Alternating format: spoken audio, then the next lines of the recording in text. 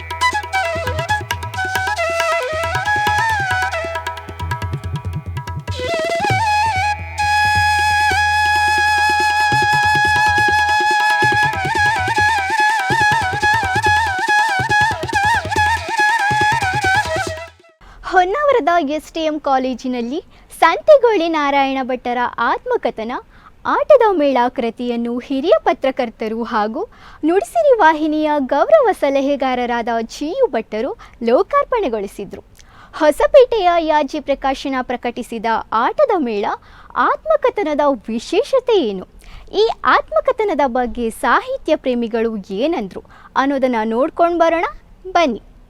ಈ ಕಾರ್ಯಕ್ರಮವನ್ನು ಗಣಪತಿ ಸ್ತುತಿಯೊಂದಿಗೆ ಪ್ರಾರಂಭಿಸಬೇಕಾಗಿ ಶ್ರೀಯುತ ಗಣೇಶ್ ಯಾಜಿ ಮತ್ತು ಪಿ.ಕೆ. ಹೆಗಡೆ ಹರಿಕೇರಿ ಅವರಲ್ಲಿ ವಿನಂತಿಸಿಕೊಳ್ತಾ ಇದ್ದಾರೆ.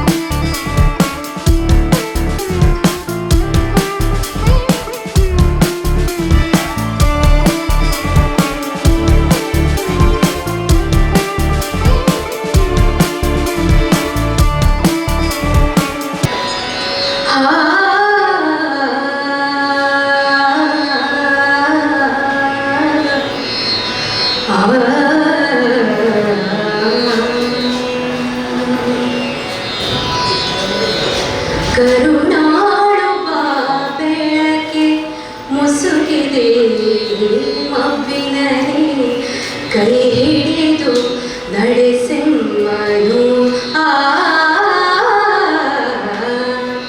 ಕೈ ಹಿಡಿದು ನಡೆಸೆಮ್ಮನು ഇരുളു കത്തലെയാകവേ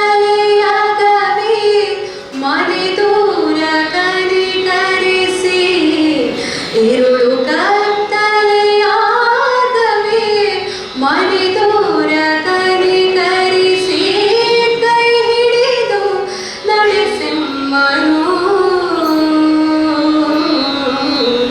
ಕರುಣಾಳು ಬಾ ಬೆಳಕೆ ಮುಸುಕಿದೆ ಮಬ್ಬಿನಲ್ಲಿ ಕೈ ಹಿಡಿದು ನಡೆಸೆಮ್ಮನು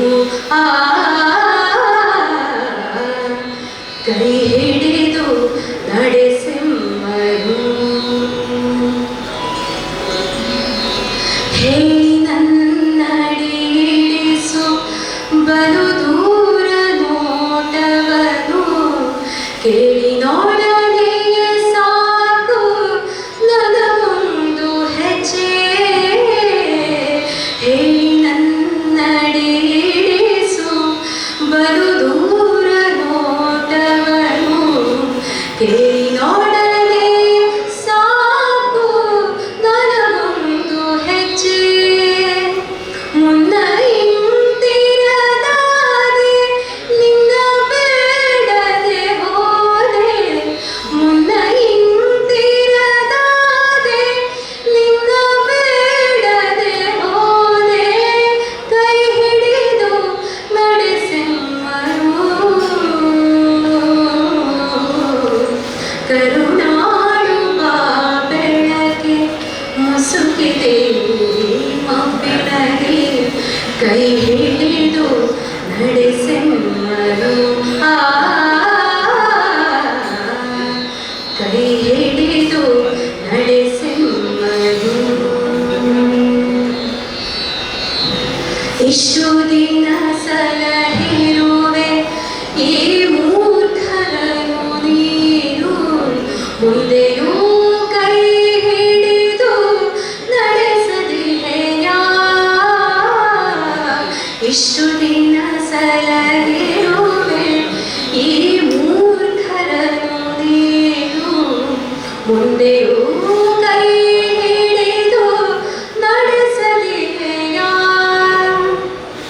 ಕಷ್ಟದ ಅಡವಿಯ ಕಳೆದು ಬೆಟ್ಟ ಹೊಳೆಗಳ ಹಾದು ಕಷ್ಟದ ಅಡವಿಯ ಕಳೆದು ಬೆಟ್ಟ ಹೊಳೆಗಳ ಹಾದು ഇരുಳನ್ನು ನೂಕದೆಯ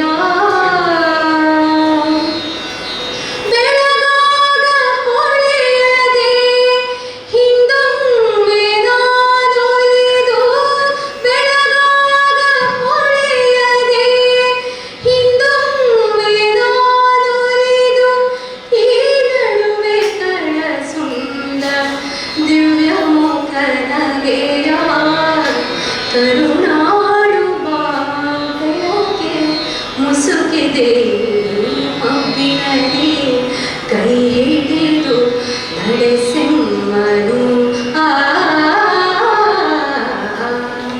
ಕೈ ಹಿಡಿದು ನಡೆಸೆಮ್ಮನು ಕೈ ಹಿಡಿದು ನಡೆಸೆಮ್ಮನು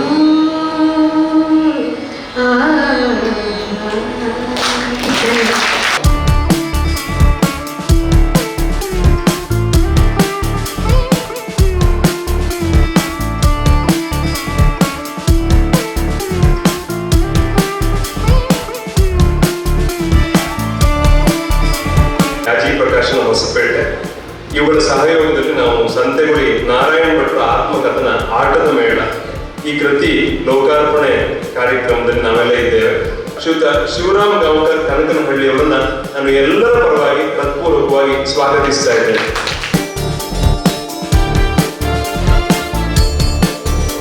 ಶ್ರೀಯುತ ಶಿವಾನಂದ ಅವರಿಗೆ ನಾಗರಾಜ್ ಅವರು ಒಂದು ಪುಸ್ತಕ ಸಮರ್ಪಿಸಬೇಕು ಅಂತ ಕೇಳ್ಕೊತಾ ಇದ್ದಾರೆ.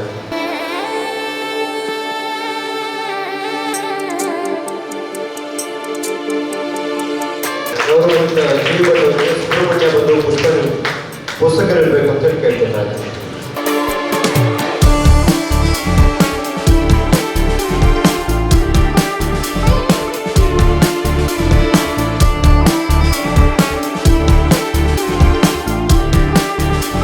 ಗೌರವಂತ ನಾರಾಯಣ ಭಟ್ ಅವರಿಗೆ ಭವ್ಯ ನಾಯ್ಕ್ ಬಂದು ಪುಸ್ತಕ ನೀಡಬೇಕು ಅಂತ ಹೇಳಿ ಕೇಳ್ಕೊತಾ ಇದ್ದೀನಿ.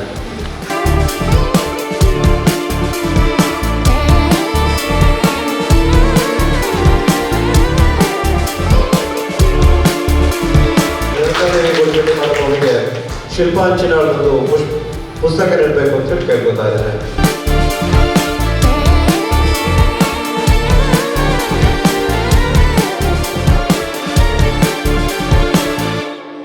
ಗೋಪಾಲಕೃಷ್ಣ ಪಾರ್ವತವರಿಗೆ ಮಾಧುರಿ ಬಂದು ಪುಸ್ತಕ ನೀಡಬೇಕು ಅಂತ ಹೇಳಿ ಕೇಳ್ಕೊತಾ ಇದ್ದಾರೆ.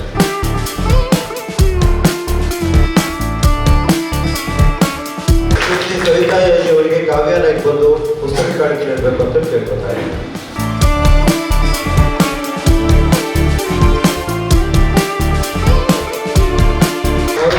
ನಾರಾಯಣಯಾಜಿ ಅವರಿಗೆ ಉಮಾ ಭಟ್ ಬಂದು ಪುಸ್ತಕ ನೀಡಬೇಕು ಅಂತ ಹೇಳಿ ಕೇಳ್ಕೊತಾ ಇದ್ದಾರೆ.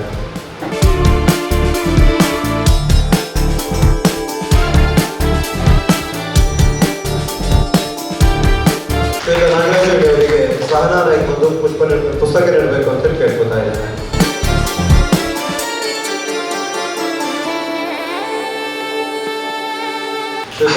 ಶಂಭು ಭಟ್ ಅರ್ಪಿತಾ ಬಂದು ಪುಸ್ತಕ ಕಾಣಿಕೆ ನೀಡಬೇಕು ಅಂತ ಹೇಳಿ ಕೇಳ್ಕೊತಾ ಇದ್ದಾರೆ.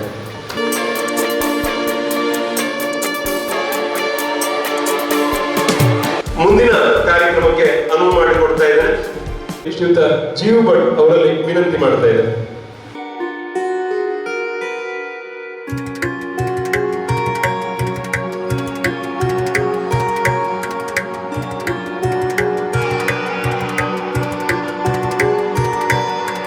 ಶ್ರೀಯುತ ನಾರಾಯಣ್ ಭಟ್ ಮೇಲ್ವಿನಂತಿ ಅವರ ಬದುಕಿನ ಹಿನ್ನೋಟಗಳನ್ನ ಒಳಗೊಂಡಿರ್ತಕ್ಕಂಥ ಬಹಳ ಅಪರೂಪದ ಕೃತಿ ಒಂದು ಹಂಪಿಯ ಯಾಗಿ ಪ್ರಕಾಶದಿಂದ ಬಿಡುಗಡೆ ಆಗ್ತಾ ಇದೆ. ಶ್ರೀಯುತ ಜೀವ್ ಭಟ್ ಅವರು ಆ ಕೃತಿಯನ್ನ ಬಿಡುಗಡೆಗೊಳಿಸ್ತಾ ಇದ್ದಾರೆ, ಲೋಕಾರ್ಪಣೆಗೊಳಿಸ್ತಾ ಇದ್ದಾರೆ. ತುಂಬಾ ಸೊಗಸಾಗಿ ಕೆಳಮನೆ ಶಿವಾನಂದ ಹೆಗಡೆ ಅವರು ಈ ಕೃತಿಯನ್ನ ನಿರೂಪಣೆ ಮಾಡಿದ್ದಾರೆ.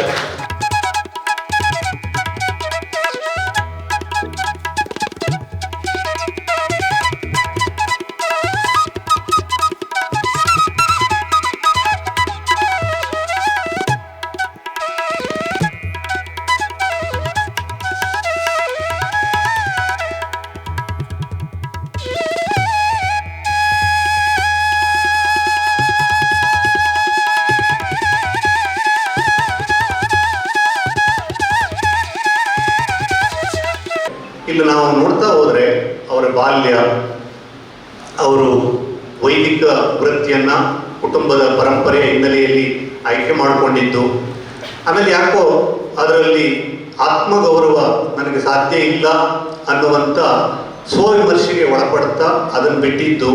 ಅವರೇ ಹೇಳ್ತಾರೆ, ಪುರೋಹಿತ, ವೈದಿಕ, ಭಟ್ಟ ಈ ಎಲ್ಲ ಶ್ರೇಣಿಗಳಿವೆ ವೈದಿಕರಲ್ಲಿ. ಬಹಳ ದೊಡ್ಡ ಶಿಷ್ಯವರ್ಗ ಇರುವವರು ಪುರೋಹಿತರಾಗಿ ಗೌರವ ಪಡ್ಕೊಳ್ತಾರೆ. ತುಂಬ ವೇದಾಧ್ಯಯನ ಮಾಡಿಕೊಂಡು ಪಾರಂಗತರಾದವರು ವೈದಿಕರು ಅಂತೇಳಿ ಪೌರೋಹಿತ್ಯ ಇಲ್ಲದೇ ಇದ್ರೂ ಕೂಡ ಸಮಾಜದಲ್ಲಿ ಗೌರವ ಪಡ್ಕೊಳ್ತಾರೆ. ನನ್ನಂಥವ್ರು ಕೇವಲ ಭಟ್ಟ ಎನ್ನುವ ಹೆಸರನ್ನು ಪಡ್ಕೊಂಡು ಎಲ್ಲೋ ತನ್ನ ಕಾಲಕ್ಕೆ ಆ ಅಧ್ಯಯನ ಮಾಡಿದ ಹಂತದಲ್ಲಿ ಗೌರವ ಸಿಗ್ತಾ ಇಲ್ಲ ಅಂತೇಳಿ ಅವ್ರು ಯಾಕೋ ಅದರಿಂದ ಹೊರಗೆ ಬರ್ತಾರೆ. ತುಂಬ ಬಹುಮುಖ ಪ್ರತಿಭೆ ನಾರಾಯಣ ಭಟ್ರದ್ದು. ಬೇರೆ ಬೇರೆ ಪ್ರಯೋಗಗಳನ್ನು ಬದುಕಿನಲ್ಲಿ ನಡೆಸಿದ್ದಾರೆ. ಅದೆಲ್ಲ ಈ ಆತ್ಮಕಥನದಲ್ಲಿದೆ. ಕಿರಾಣಿ ವ್ಯಾಪಾರ ಶುರು ಮಾಡಿದ್ರು ಅವರು. ಸಂತೆಗುಳಿಯಲ್ಲಿ ಬಹಳ ದೊಡ್ಡ ಅಂಗಡಿಯನ್ನು ಇಟ್ಟು ಹುಬ್ಬಳ್ಳಿಯಿಂದ ಹೋಲ್ಸೇಲ್ ಸಾಮಾನು ತರಿಸಿ ತುಂಬ ಪ್ರಸಿದ್ಧರಾದರು. ಹಾಗೆ ನೋಡಿದ್ರೆ ಲಾಭದ ಆಸೆಯನ್ನೇ ಅವರು ನೆಚ್ಚಿಕೊಂಡಿದ್ದರೆ ಅದನ್ನು ಎಂದೂ ಬಿಡಬಾರ್ದಾಗಿತ್ತು. ಆದರೆ ಅವ್ರ ಒಳಗಡೆ ಒಂದು ಒಳ ಬದುಕಿತ್ತು. ಅದು ಯಕ್ಷಗಾನಕ್ಕಾಗಿ ತುಡಿತಾ ಇತ್ತು. ಲಂಕೇಶ್ ನಾನು ಪ್ರಸ್ತಾಪ ಮಾಡಿದೆ. ಶಿವರಾಮ್ ಹೆಗಡೆಯವರ ಆತ್ಮಕಥನ ಯಾಕೆ ಮುಖ್ಯ ಅಂತ ಹೇಳ್ತಾರೆ ಲಂಕೇಶ್ ಅಂತ ಕೇಳಿದ್ರೆ, ಶಿವರಾಮ್ ಹೆಗಡೆಯವರಿಗೆ ಒಂದು ದೊಡ್ಡ ಸಾರ್ವಜನಿಕ ಬದುಕು, ಕಲಾತ್ಮಕ ಬದುಕು, ಸಾಂಸ್ಕೃತಿಕ ಬದುಕು ಇದ್ದಾಗೇನೆ ಒಂದು ಒಳ ಬದುಕಿತ್ತು. ಆ ಒಳ ಬದುಕಿನಲ್ಲಿ ಅನೇಕ ಸಂಘರ್ಷಗಳಿತ್ತು, ಮನುಷ್ಯ ಸಹಜವಾದಂಥ ತಲ್ಲಣಗಳಿತ್ತು. ಅದನ್ನೆಲ್ಲ ಶಿವರಾಮ್ ಹೆಗಡೆಯವರು ಯಾವ ಮುಚ್ಚು ಮರೆ ಇಲ್ಲದೆ ತನ್ನ ಆತ್ಮಕಥನದಲ್ಲಿ ಹೇಳ್ಕೊಳ್ತಾ ಹೋಗ್ತಾರೆ. ನಾರಾಯಣ ಭಟ್ರು ಕೂಡ ಹಾಗೇನೆ ಬದುಕಲ್ಲಿ ತುಂಬ ಸಂಘರ್ಷಗಳನ್ನು ಅನುಭವಿಸಿದ್ರು, ಆರ್ಥಿಕ ಸಂಕಟಗಳನ್ನು ಎದುರಿಸಿದ್ರು. ಯಾವುದೊಂದು ವೃತ್ತಿ ಕೈ ಹಿಡಿದ್ರು ಕೂಡ ಅದರಲ್ಲಿ ಏನೋ ಮಾನಸಿಕ ಸುಖ ಇಲ್ಲದೇನೆ ಇದು ನನ್ನದಲ್ಲ, ನನಗೇನಿದ್ರು ಒಂದು ಯಕ್ಷಗಾನದ ಮೇಳ ಮಾಡಬೇಕು ಎನ್ನುವುದು ಅವರ ಕನಸಾಗಿತ್ತು. ಬಹುಶಃ 22ನೇ ವರ್ಷಕ್ಕೆ ನಮ್ಮ ತಾಲೂಕಿನ ಬಹಳ ದೊಡ್ಡ ಮೇರು ನಟ ಮುಡ್ಕಣಿ ನಾರಾಯಣ ಹೆಗ್ಡೆಯವರನ್ನು ಕರೆದು ಅವರು ಯಕ್ಷಗಾನ ಸಂಘಟನೆಗೆ ಶುರು ಹಚ್ಕೊಂಡ್ಬಿಟ್ಟಿದ್ರು. ಅದು ಬೆಳೀತಾ ಇಲ್ಲ, ನಾನೊಂದು ಯಕ್ಷಗಾನ ಮೇಳ ಮಾಡಬೇಕು ಎನ್ನುವಂಥ ಕನಸನ್ನು ಶಿವರಾಮ ಹೆಗ್ಡೆಯವರ ಜೊತೆಗೆ ಹಂಚಿಕೊಳ್ಳುತ್ತಾರೆ. ಶಿವರಾಮ ಹೆಗ್ಡೆಯವರು ತಮ್ಮ ಅನುಭವಗಳನ್ನು ಹೇಳ್ತಾರೆ.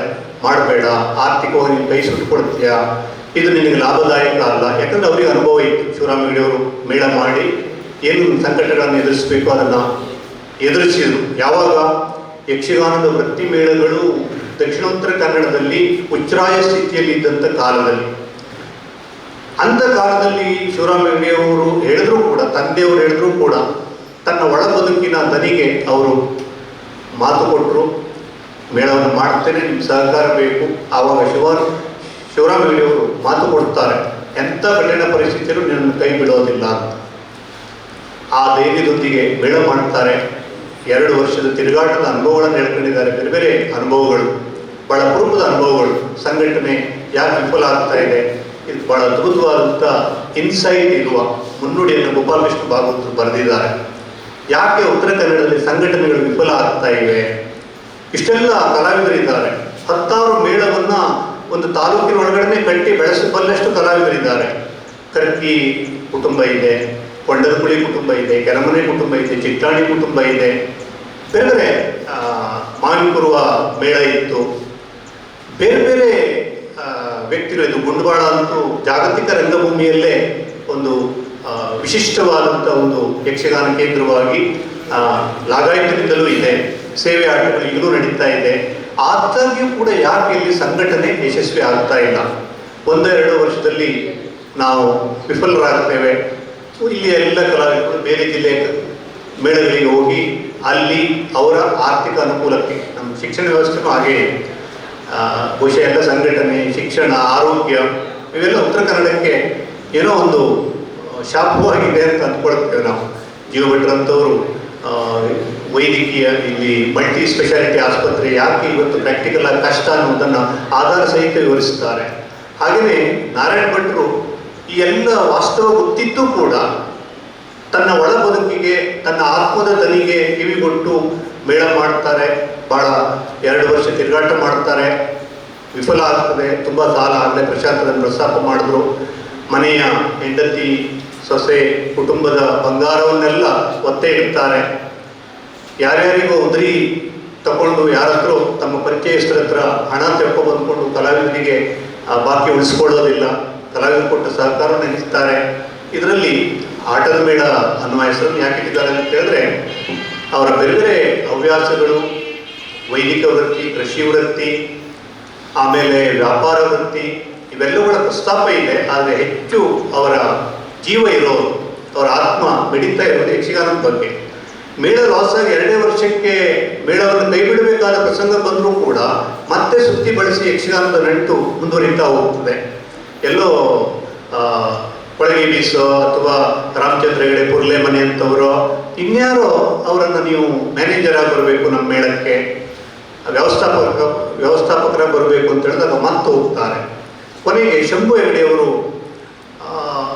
ತಂದೆಯವರ ನಂತರ ಯಕ್ಷಗಾನದ ಮೇಳಗಳನ್ನು ನಡೆಸಬೇಕಾದಂಥ ದಿನಗಳಲ್ಲಿ ಒಬ್ಬ ಮುಖ್ಯ ಕಲಾವಿದನಾಗಿಯೂ ಮೇಳದ ಸಂಘಟಕನಾಗಿಯೂ ತಾನು ಕಷ್ಟಪಡುವಂಥ ಸಂದರ್ಭದಲ್ಲಿ ನಾರಾಯಣ ಭಟ್ರು ಅವರಿಗೆ ಒದಗುತ್ತಾರೆ. ಬಹುಶಃ ಉತ್ತರ ಕನ್ನಡಕ್ಕೆ ಇವತ್ತು ಸಮಸ್ಯೆ ಏನಾಗಿದೆ ಅಂತ ಹೇಳಿದ್ರೆ, ಸಂಘಟಕ ಮತ್ತು ಕಲಾವಿದ ಇಬ್ಬರೂ ಒಬ್ಬರೇ ಆಗಬೇಕಾದಂಥ ಒತ್ತಡ ಎಲ್ಲ ವಲಯದಲ್ಲಿದೆ. ಸಂಗೀತ ಇರಲಿ, ಸಾಹಿತ್ಯ ಇರಲಿ, ಯಕ್ಷಗಾನ ಇರಲಿ. ಹಾಗಾಗಿ ಅವರ ಕ್ರಿಯೇಟಿವಿಟಿ, ಸೃಜನಶೀಲತೆ ಸಂಘಟನೆಯ ಒತ್ತಡದಲ್ಲಿ ಕರಗಿ ಹೋಗುವಂಥ ಸ್ಥಿತಿಯನ್ನು ನಾವು ಕಾಣ್ತೇವೆ. ದಕ್ಷಿಣ ಕನ್ನಡದಲ್ಲಿ ಈ ಪರಿಸ್ಥಿತಿ ಇಲ್ಲ. ಸಂಘಟಕರೇ ಪ್ರತ್ಯೇಕವಾಗಿದ್ದಾರೆ. ದೊಡ್ಡ ದೊಡ್ಡ ಶ್ರೀಮಂತರು, ಅನುಕೂಲಸ್ಥರು ತನ್ನ ಹಣವನ್ನು ಚೆಲ್ಲಿ ನಿಧಾನವಾಗಿ ಇಂಥ ಸಂಘಟನೆಗಳು ಲಾಭದಾಯಕ ಆಗುವಂತೆ ನೋಡಿಕೊಳ್ಳುವಂಥ ವ್ಯವಹಾರ ಕುಶಲರು ಕಲೆಯನ್ನು ಪ್ರೀತಿಸ್ತಾರೆ, ಸಾಹಿತ್ಯವನ್ನು ಪ್ರೀತಿಸ್ತಾರೆ, ವೈದ್ಯಕೀಯದ ಬಗ್ಗೆ ಅವರಿಗೆ ಕಾಳಜಿ ಇದೆ. ಉತ್ತರ ಕನ್ನಡದಲ್ಲಿ ಅದು ಆಗ್ತಾ ಇಲ್ಲ. ಹಾಗಾಗಿ ಹೊರಗಡೆ ಹೋಗಿ ನಾವು ತೆರ್ಕೊಳ್ಬೇಕು, ಬದುಕಬೇಕು. ಈ ಸವಾಲನ್ನು, ಉತ್ತರ ಕನ್ನಡದ ಮುಖ್ಯ ಸವಾಲನ್ನು 60-70ರ ದಶಕದಲ್ಲಿ ಬಹಳ ದಿಟ್ಟವಾಗಿ ಎದುರಿಸಿ ಉತ್ತರ ಕನ್ನಡ ಸಂಯುಕ್ತ ಮೇಳ ಅಂತೇಳಿ ಒಣದಕುಳಿ, ಕೆರಮನೆ, ಆಮೇಲೆ ಬೇರೆ ಬೇರೆ ಮುಖ್ಯ ಕಲಾವಿದರನ್ನೆಲ್ಲ ಸೇರಿಸಿ ಒಂದು ಮಹಾಗಣಪತಿ ಯಕ್ಷಗಾನ ಮೇಳ ಸಂಯುಕ್ತ ಉತ್ತರ ಕನ್ನಡ ಅಂತೇಳಿ ಅದನ್ನು ನಡೆಸಿದಂಥ ಒಂದು ಸಾರ್ಥಕತೆ ನಾರಾಯಣ ಭಟ್ರವರಿಗೆ ಸಲ್ಲುತ್ತದೆ. ಅದರ ನಂತರ ಕೂಡ ಉತ್ತರ ಕನ್ನಡದ ಬೇರೆ ಬೇರೆ ಮೇಳಗಳಿಗೆ ವ್ಯವಸ್ಥಾಪಕರಾಗಿ, ಮ್ಯಾನೇಜರ್ ಆಗಿ ಅವರು ಕೆಲಸ ಮಾಡಿದ್ರು. ಅನೇಕ ಕಹಿ ಅನುಭವಗಳನ್ನು ಅನುಭವಿಸಿದರು. ಕಲಾವಿದರ ಸಹಕಾರ, ಮಳೆ, ಪ್ರಕೃತಿ ವಿಕೋಪಗಳು. ಅವರು ಟೆಂಟಿನ ಮೇಳ ಕಟ್ಟಿದ ಮೊದಲ ಪ್ರಯೋಗದಲ್ಲೇ ಮಳೆ ಧಾರಾಕಾರವಾಗಿ ಸುರಿತು 8 ದಿನ ಟೆಂಟು ಒಣಗಲೇ ಇಲ್ಲ. 8 ದಿನ ಮಳೆ ಸುರಿತಾ ಇತ್ತು.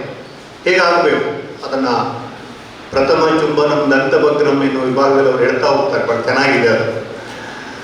ಆದಾಗ್ಯೂ ಕೂಡ ಇಂಥ ಕಹಿ ಅನುಭವಗಳು, ಆರ್ಥಿಕ ನಷ್ಟಗಳು, ಅಪಮಾನಗಳು ಯಾರ್ಯಾರಿಂದಲೂ ಎಳಿಸ್ಕೊಳ್ಬೇಕಾದ್ದು, ಕಲಾವಿದರ ಅಸಹಕಾರ.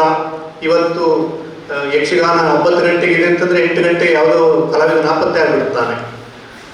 ಕುಂದಾಪುರದಲ್ಲಿ ಅಡಿಗೆ ಭಟ್ರೆ ನಾಪತ್ತೆ ಆಗಿ ಮೇಳದ ಎಲ್ಲರಿಗೂ ಇವರೇ ಮೇಳದ ಯಜಮಾನರಾಗಿ ಬಾಣಸಿಗನಾಗಿ ಅಡುಗೆ ಮಾಡಿ ಅವರಿಗೆಲ್ಲ ಊಟ ಬಡಿಸಿದಂಥ ಉದಾಹರಣೆಗಳಿವೆ. ಹೀಗೆ ತುಂಬ ಇಂಥ ಅಪರೂಪದ ಸನ್ನಿವೇಶಗಳು. ಕೇಂದ್ರ ಬಿಂದುವಾಗಿರುವಂತಹ ಸಂತೆಗುಳಿ ನಾರಾಯಣ ಭಟ್ರೆ, ಇನ್ನಿತರ ಎಲ್ಲ ಗಣ್ಯರೇ ಹಾಗೂ ಸೇರಿರುವಂಥ ಎಲ್ಲ ಕಲಾಸಕ್ತ ಬಂಧುಗಳೇ, ನಾರಾಯಣ ಭಟ್ರ ಕುರಿತಾಗಿ ಹೇಳಬೇಕು ಅಂತೇಳಿದ್ರೆ 1940 ಅಂದರೆ ಸಾಮಾನ್ಯವರೆಗೆ ಒಂದು 6-7 ವರ್ಷದಿಂದ ಹಿಡಿದು ಇದು ತನಕದ ಇವತ್ತಿನವರೆಗಿನ ಈ ಜಿಲ್ಲೆಯ ಸಾಂಸ್ಕೃತಿಕ ಪರಂಪರೆಯ ಒಂದು ಇತಿಹಾಸವನ್ನು ತೆರೆದಿಡುವಂಥ ರೀತಿಯಲ್ಲಿ ಆಗುತ್ತದೆ. ಹಾಗಾಗಿ ನಾಡಭಟ್ರಂತವರ ಆತ್ಮಕತೆ ನಮ್ಗೆ ಮುಖ್ಯವಾಗುವುದು ಯಾತಕ್ಕೆ ಕೇಳಿದರೆ ಆ ಕಾರಣಕ್ಕಾಗಿ. ಈಗ ಒಂದು ವಿಚಾರವನ್ನು ನಾಡಭಟ್ರ ವಿಚಾರದಲ್ಲಿ ಇಲ್ಲಿ ನಾವಿಲ್ಲಿ ಹೇಳಬೇಕು. ಅವರ ಈ ಬದುಕನ್ನು ಪ್ರಾರಂಭ ಮಾಡುವಾಗ ವಿವಿಧ ಮಜಲುಗಳನ್ನ ವಿವಿಧ ಆಯಾಮಗಳ ಮೂಲಕವಾಗಿ ಇಲ್ಲಿಯ ತನಕ ಬಂದಿದ್ದಾರೆ. 90 ವರ್ಷದಲ್ಲಿ ಅವರು ಹುಟ್ಟಿದಂಥ ಒಂದು ವರ್ಷ ಏನಿತ್ತು ಕೇಳಿದರೆ, ಕೆರಮನೆ ಶಿವರಾಮ ಹೆಗ್ಡೆಯವರು ಜಿಲ್ಲೆಯ ಮೊಟ್ಟ ಮೊದಲ ಡೇರೆ ಮೇಳವನ್ನು ಮಾಡಿದಂಥ 1933ನೇ ಇಸ್ವಿಯಲ್ಲಿ 34ನೇ ಇಸ್ವಿಯಲ್ಲಿ ಯೋಗವಾಗಿ ಇವರು ಕೂಡ ಹೋಗ್ತಿದ್ರು. ಅಲ್ಲಿಂದ ಇಲ್ಲಿಯ ತನಕ ಆ ಯಕ್ಷಗಾನದೊಟ್ಟಿಗೆ ಏನಾದರೂ ತನ್ನ ಸಂಬಂಧವನ್ನು ಮುಂದುವರಿಸಿಕೊಂಡು ಬರುವುದಕ್ಕಿದ್ರೆ ಅದಕ್ಕೆ ಕಾರಣ ಏನಿತ್ತು ಕೇಳಿದ್ರೆ, ಪ್ರತಿಯೊಂದು ವ್ಯಕ್ತಿಗೆ 2 ರೀತಿಯಾದಂಥ ಒಂದು ತಾಕಲಾಟಗಳಿರ್ತವೆ ಬದುಕಿನಲ್ಲಿ. ಒಂದು ತರ್ಕದ ಬದುಕು, ಇನ್ನೊಂದು ಭಾವದ ಬದುಕು.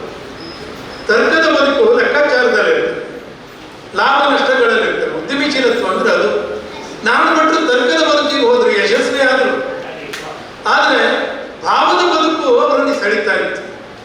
ಆ ಭಾವದ ಬದುಕು ಏನಿತ್ತು ಕೇಳಿದ್ರೆ, ಇದಲ್ಲ ತನ್ನದು ಅಂತ. ಯಾಕೆಂದ್ರೆ ಅವರನ್ನು ಅಭಿನಂದಿಸಲೇಬೇಕಾದಂತ ಈ ಹೊತ್ತಿನಲ್ಲಿ ಅವರ ವ್ಯಕ್ತಿತ್ವದ ಪರಿಚಯ ಮಾಡಿಕೊಡುವಾಗ ಆತ್ಮಚರಿತ್ರೆಯಲ್ಲಿ ಒಂದು ಮಾತನ್ನು ಹೇಳ್ತಾರೆ. ಪುರೋಹಿತನಾಗಿ ಎಲ್ಲವನ್ನ ಕಲಿತು ಅವರು ಹೋಗಿದ್ದೆ, ಅಲ್ಲಿ ದಕ್ಷಿಣೆಯನ್ನು ಕೊಡುವಾಗ ಯಾರ ಮನೆ ಆದ್ರೂ ತಮ್ಮ ನಿಮಗೆ ಕೇಳಿ ಕೊಡಬೇಕಾದದನ್ನು ವಾಪಸ್ ತರಬೇಕು ಅಂತೇಳಿ ಅವಮಾನ ಇತ್ತು. ಅದಕ್ಕಿಂತ ಹೆಚ್ಚಿನ ಅವಮಾನ ಮಾರುಕೇರಿ ಆಟದಲ್ಲಿ ಆಗಿದೆ ಅವರಿಗೆ. ಅವರು ಹೇಳ್ಕೊಳ್ಳಿಲ್ಲ. ಆದ್ರೆ ಇದನ್ನ ಯಾಕೆ ಬಿಡಲಿಲ್ಲ ಅಂದ್ರೆ ಅವ್ರ ಹತ್ರ ಪ್ಯಾಷನ್ ಇತ್ತು.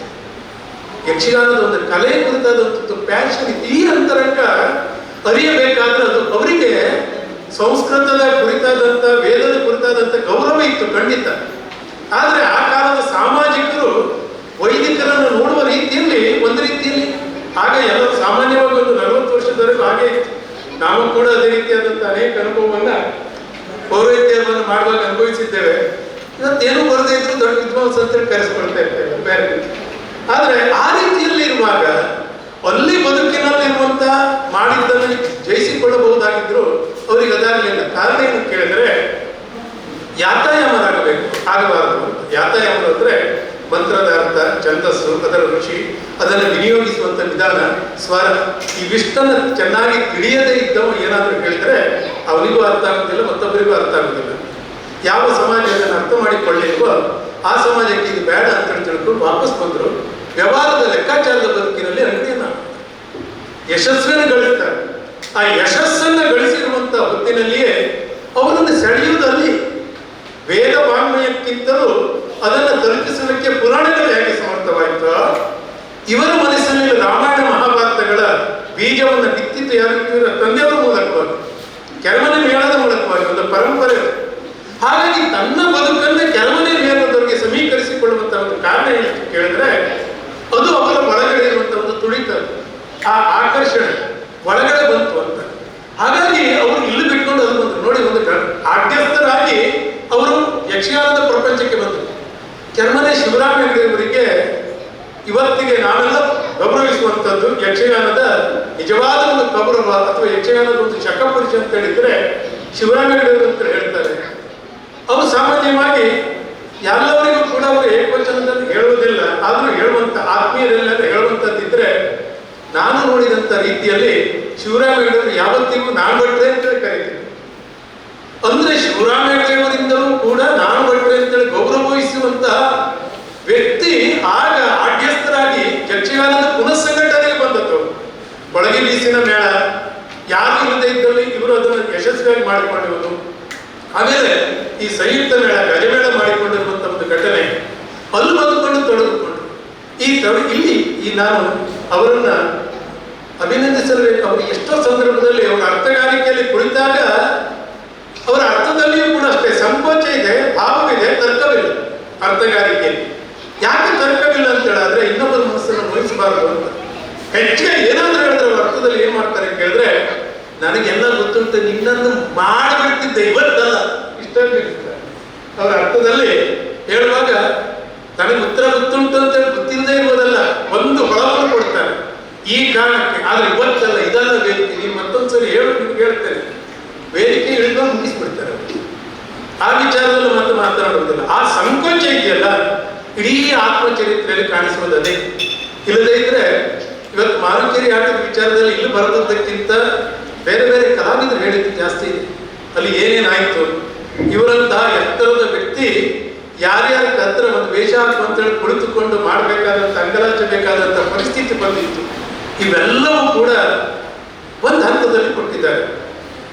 ಅದನ್ನು ನಾವು ಓದುವಾಗ ಸ್ಪೇಸ್ ಇರಬೇಕು ಅಂತ ಹೇಳ್ತೇವೆ. ಒಂದು ಸಾಹಿತ್ಯ ಕೃತಿಯನ್ನು ಓದುವಾಗ ಹೇಳಿರುವುದು, ಹೇಳದೆ ಬಿಟ್ಟಿರುವಂಥದ್ದು, ಹೇಳದೆ ಉಳಿದಿರುವ ಇನ್ನಷ್ಟು ಅಂತ ಇರುತ್ತೆ. ಯಾಕೆ ಪ್ರಕಾಶ್ ಅವರು ತಂದಿಟ್ಟಿದ್ದಾರೆ ಬನ್ನಂಜಿಯವರದ್ದು. ಆದರೆ ಹೇಳದೆ ಬಿಟ್ಟಿರುವಂಥದ್ದನ್ನು ಓದುಗನಿಗೆ ಹುಟ್ಟಿಸ್ಬೇಕು. ನಾವು ಓದುಗರು ಅದನ್ನು ಹುಡುಕಿಕೊಳ್ಬೇಕಂತ. ನಾರಾಯಣ ಭಟ್ಟರಂತವರ ವ್ಯಕ್ತಿತ್ವದ ಪರಿಚಯ ಅಥವಾ ಅವರ ಮಹತ್ವ ಉಂಟಾಗುವುದು ಅಂಥದ್ದು ಇಡೀ ಉತ್ತರ ಕನ್ನಡ ಜಿಲ್ಲೆಯಲ್ಲಿ ಚಿಟ್ಟಾಣಿಯವರು ಮೇಳ ಇಲ್ಲ ಅಂತ ಬಂದಾಗ ಒಬ್ಬೊಬ್ಬರಿಗೆ ಸಲುವಾಗಿ ಕೇಳಿಕೊಳ್ಳುವಂತ ಹೊತ್ತಿನಲ್ಲಿ ಮತ್ತೊಮ್ಮೆ ಅವರಿಗೆ ಒಂದು ಕೊಟ್ಟಿರುವಂಥದ್ದು. ನಾರಾಯಣ ಭಟ್ಟರ ಯಕ್ಷಗಾನದ ದೀರ್ಘವಾದಂಥ ಬದುಕಿನಲ್ಲಿ ಒಂದು ಘಟನೆಯನ್ನ ಈ ಸಂದರ್ಭದಲ್ಲಿ ಎಲ್ಲಿ ಹೇಳಬೇಕು ಅಂತ ಹೇಳಿದ್ರೆ, ಕೆರಮನೆ ಮಂಡಳಿಗೆ ಶಂಭು ಹೆಗ್ಡೆಯವರು ಬಂದಾಗ ಕಲಾವಿದ ಮತ್ತು ಸಂಘರ್ಷ ಅವರ ಸಂಘಟಕನಾಗಿರ್ಬೇಕಾದಂಥ ಹೊತ್ತಿನಲ್ಲಿ ಸಂಘಟನೆ ಹೊತ್ತಿನಲ್ಲಿ ರಾತ್ರಿ ಟಿಕೆಟ್ ಆಫೀಸ್ನಲ್ಲಿ ಕುಳಿತುಕೊಂಡು ಮಧ್ಯದವರೆಗೆ ಮಾಡಿಕೊಂಡು ಮಾರನೇ ದಿವಸದ ಎಲ್ಲ ವ್ಯವಹಾರವನ್ನು ನೋಡುವಂಥದ್ದು ಇದೆಯಲ್ಲ, ಅದು ದೊಡ್ಡದಾದಂಥ ಶಂಭು ಹೆಗ್ಡೆಯವರಿಗೆ ಕೊಟ್ಟಂತ ದೊಡ್ಡ ರಿಲೀಫ್. ಒಂದು ಕಾಲದಲ್ಲಿ ಮಾಗಡಿಯವರು ಮೇಳ ಬಿಟ್ಟಾಗ ಗಜಾನನ ಹೆಗ್ಡೆಯವರು ಆಕಸ್ಮಿಕವಾಗಿ ಮರಣ ಹೊಂದಿದಂಥ ಹೊತ್ತಿನಲ್ಲಿ ಗಂಗಾಳದಂಥ ಸ್ಥಿತಿಯಲ್ಲಿ ಆ ಮೇಳಕ್ಕೊಂದು ಆಧಾರ ಸ್ತಂಭವಾಗ್ಬೋದು.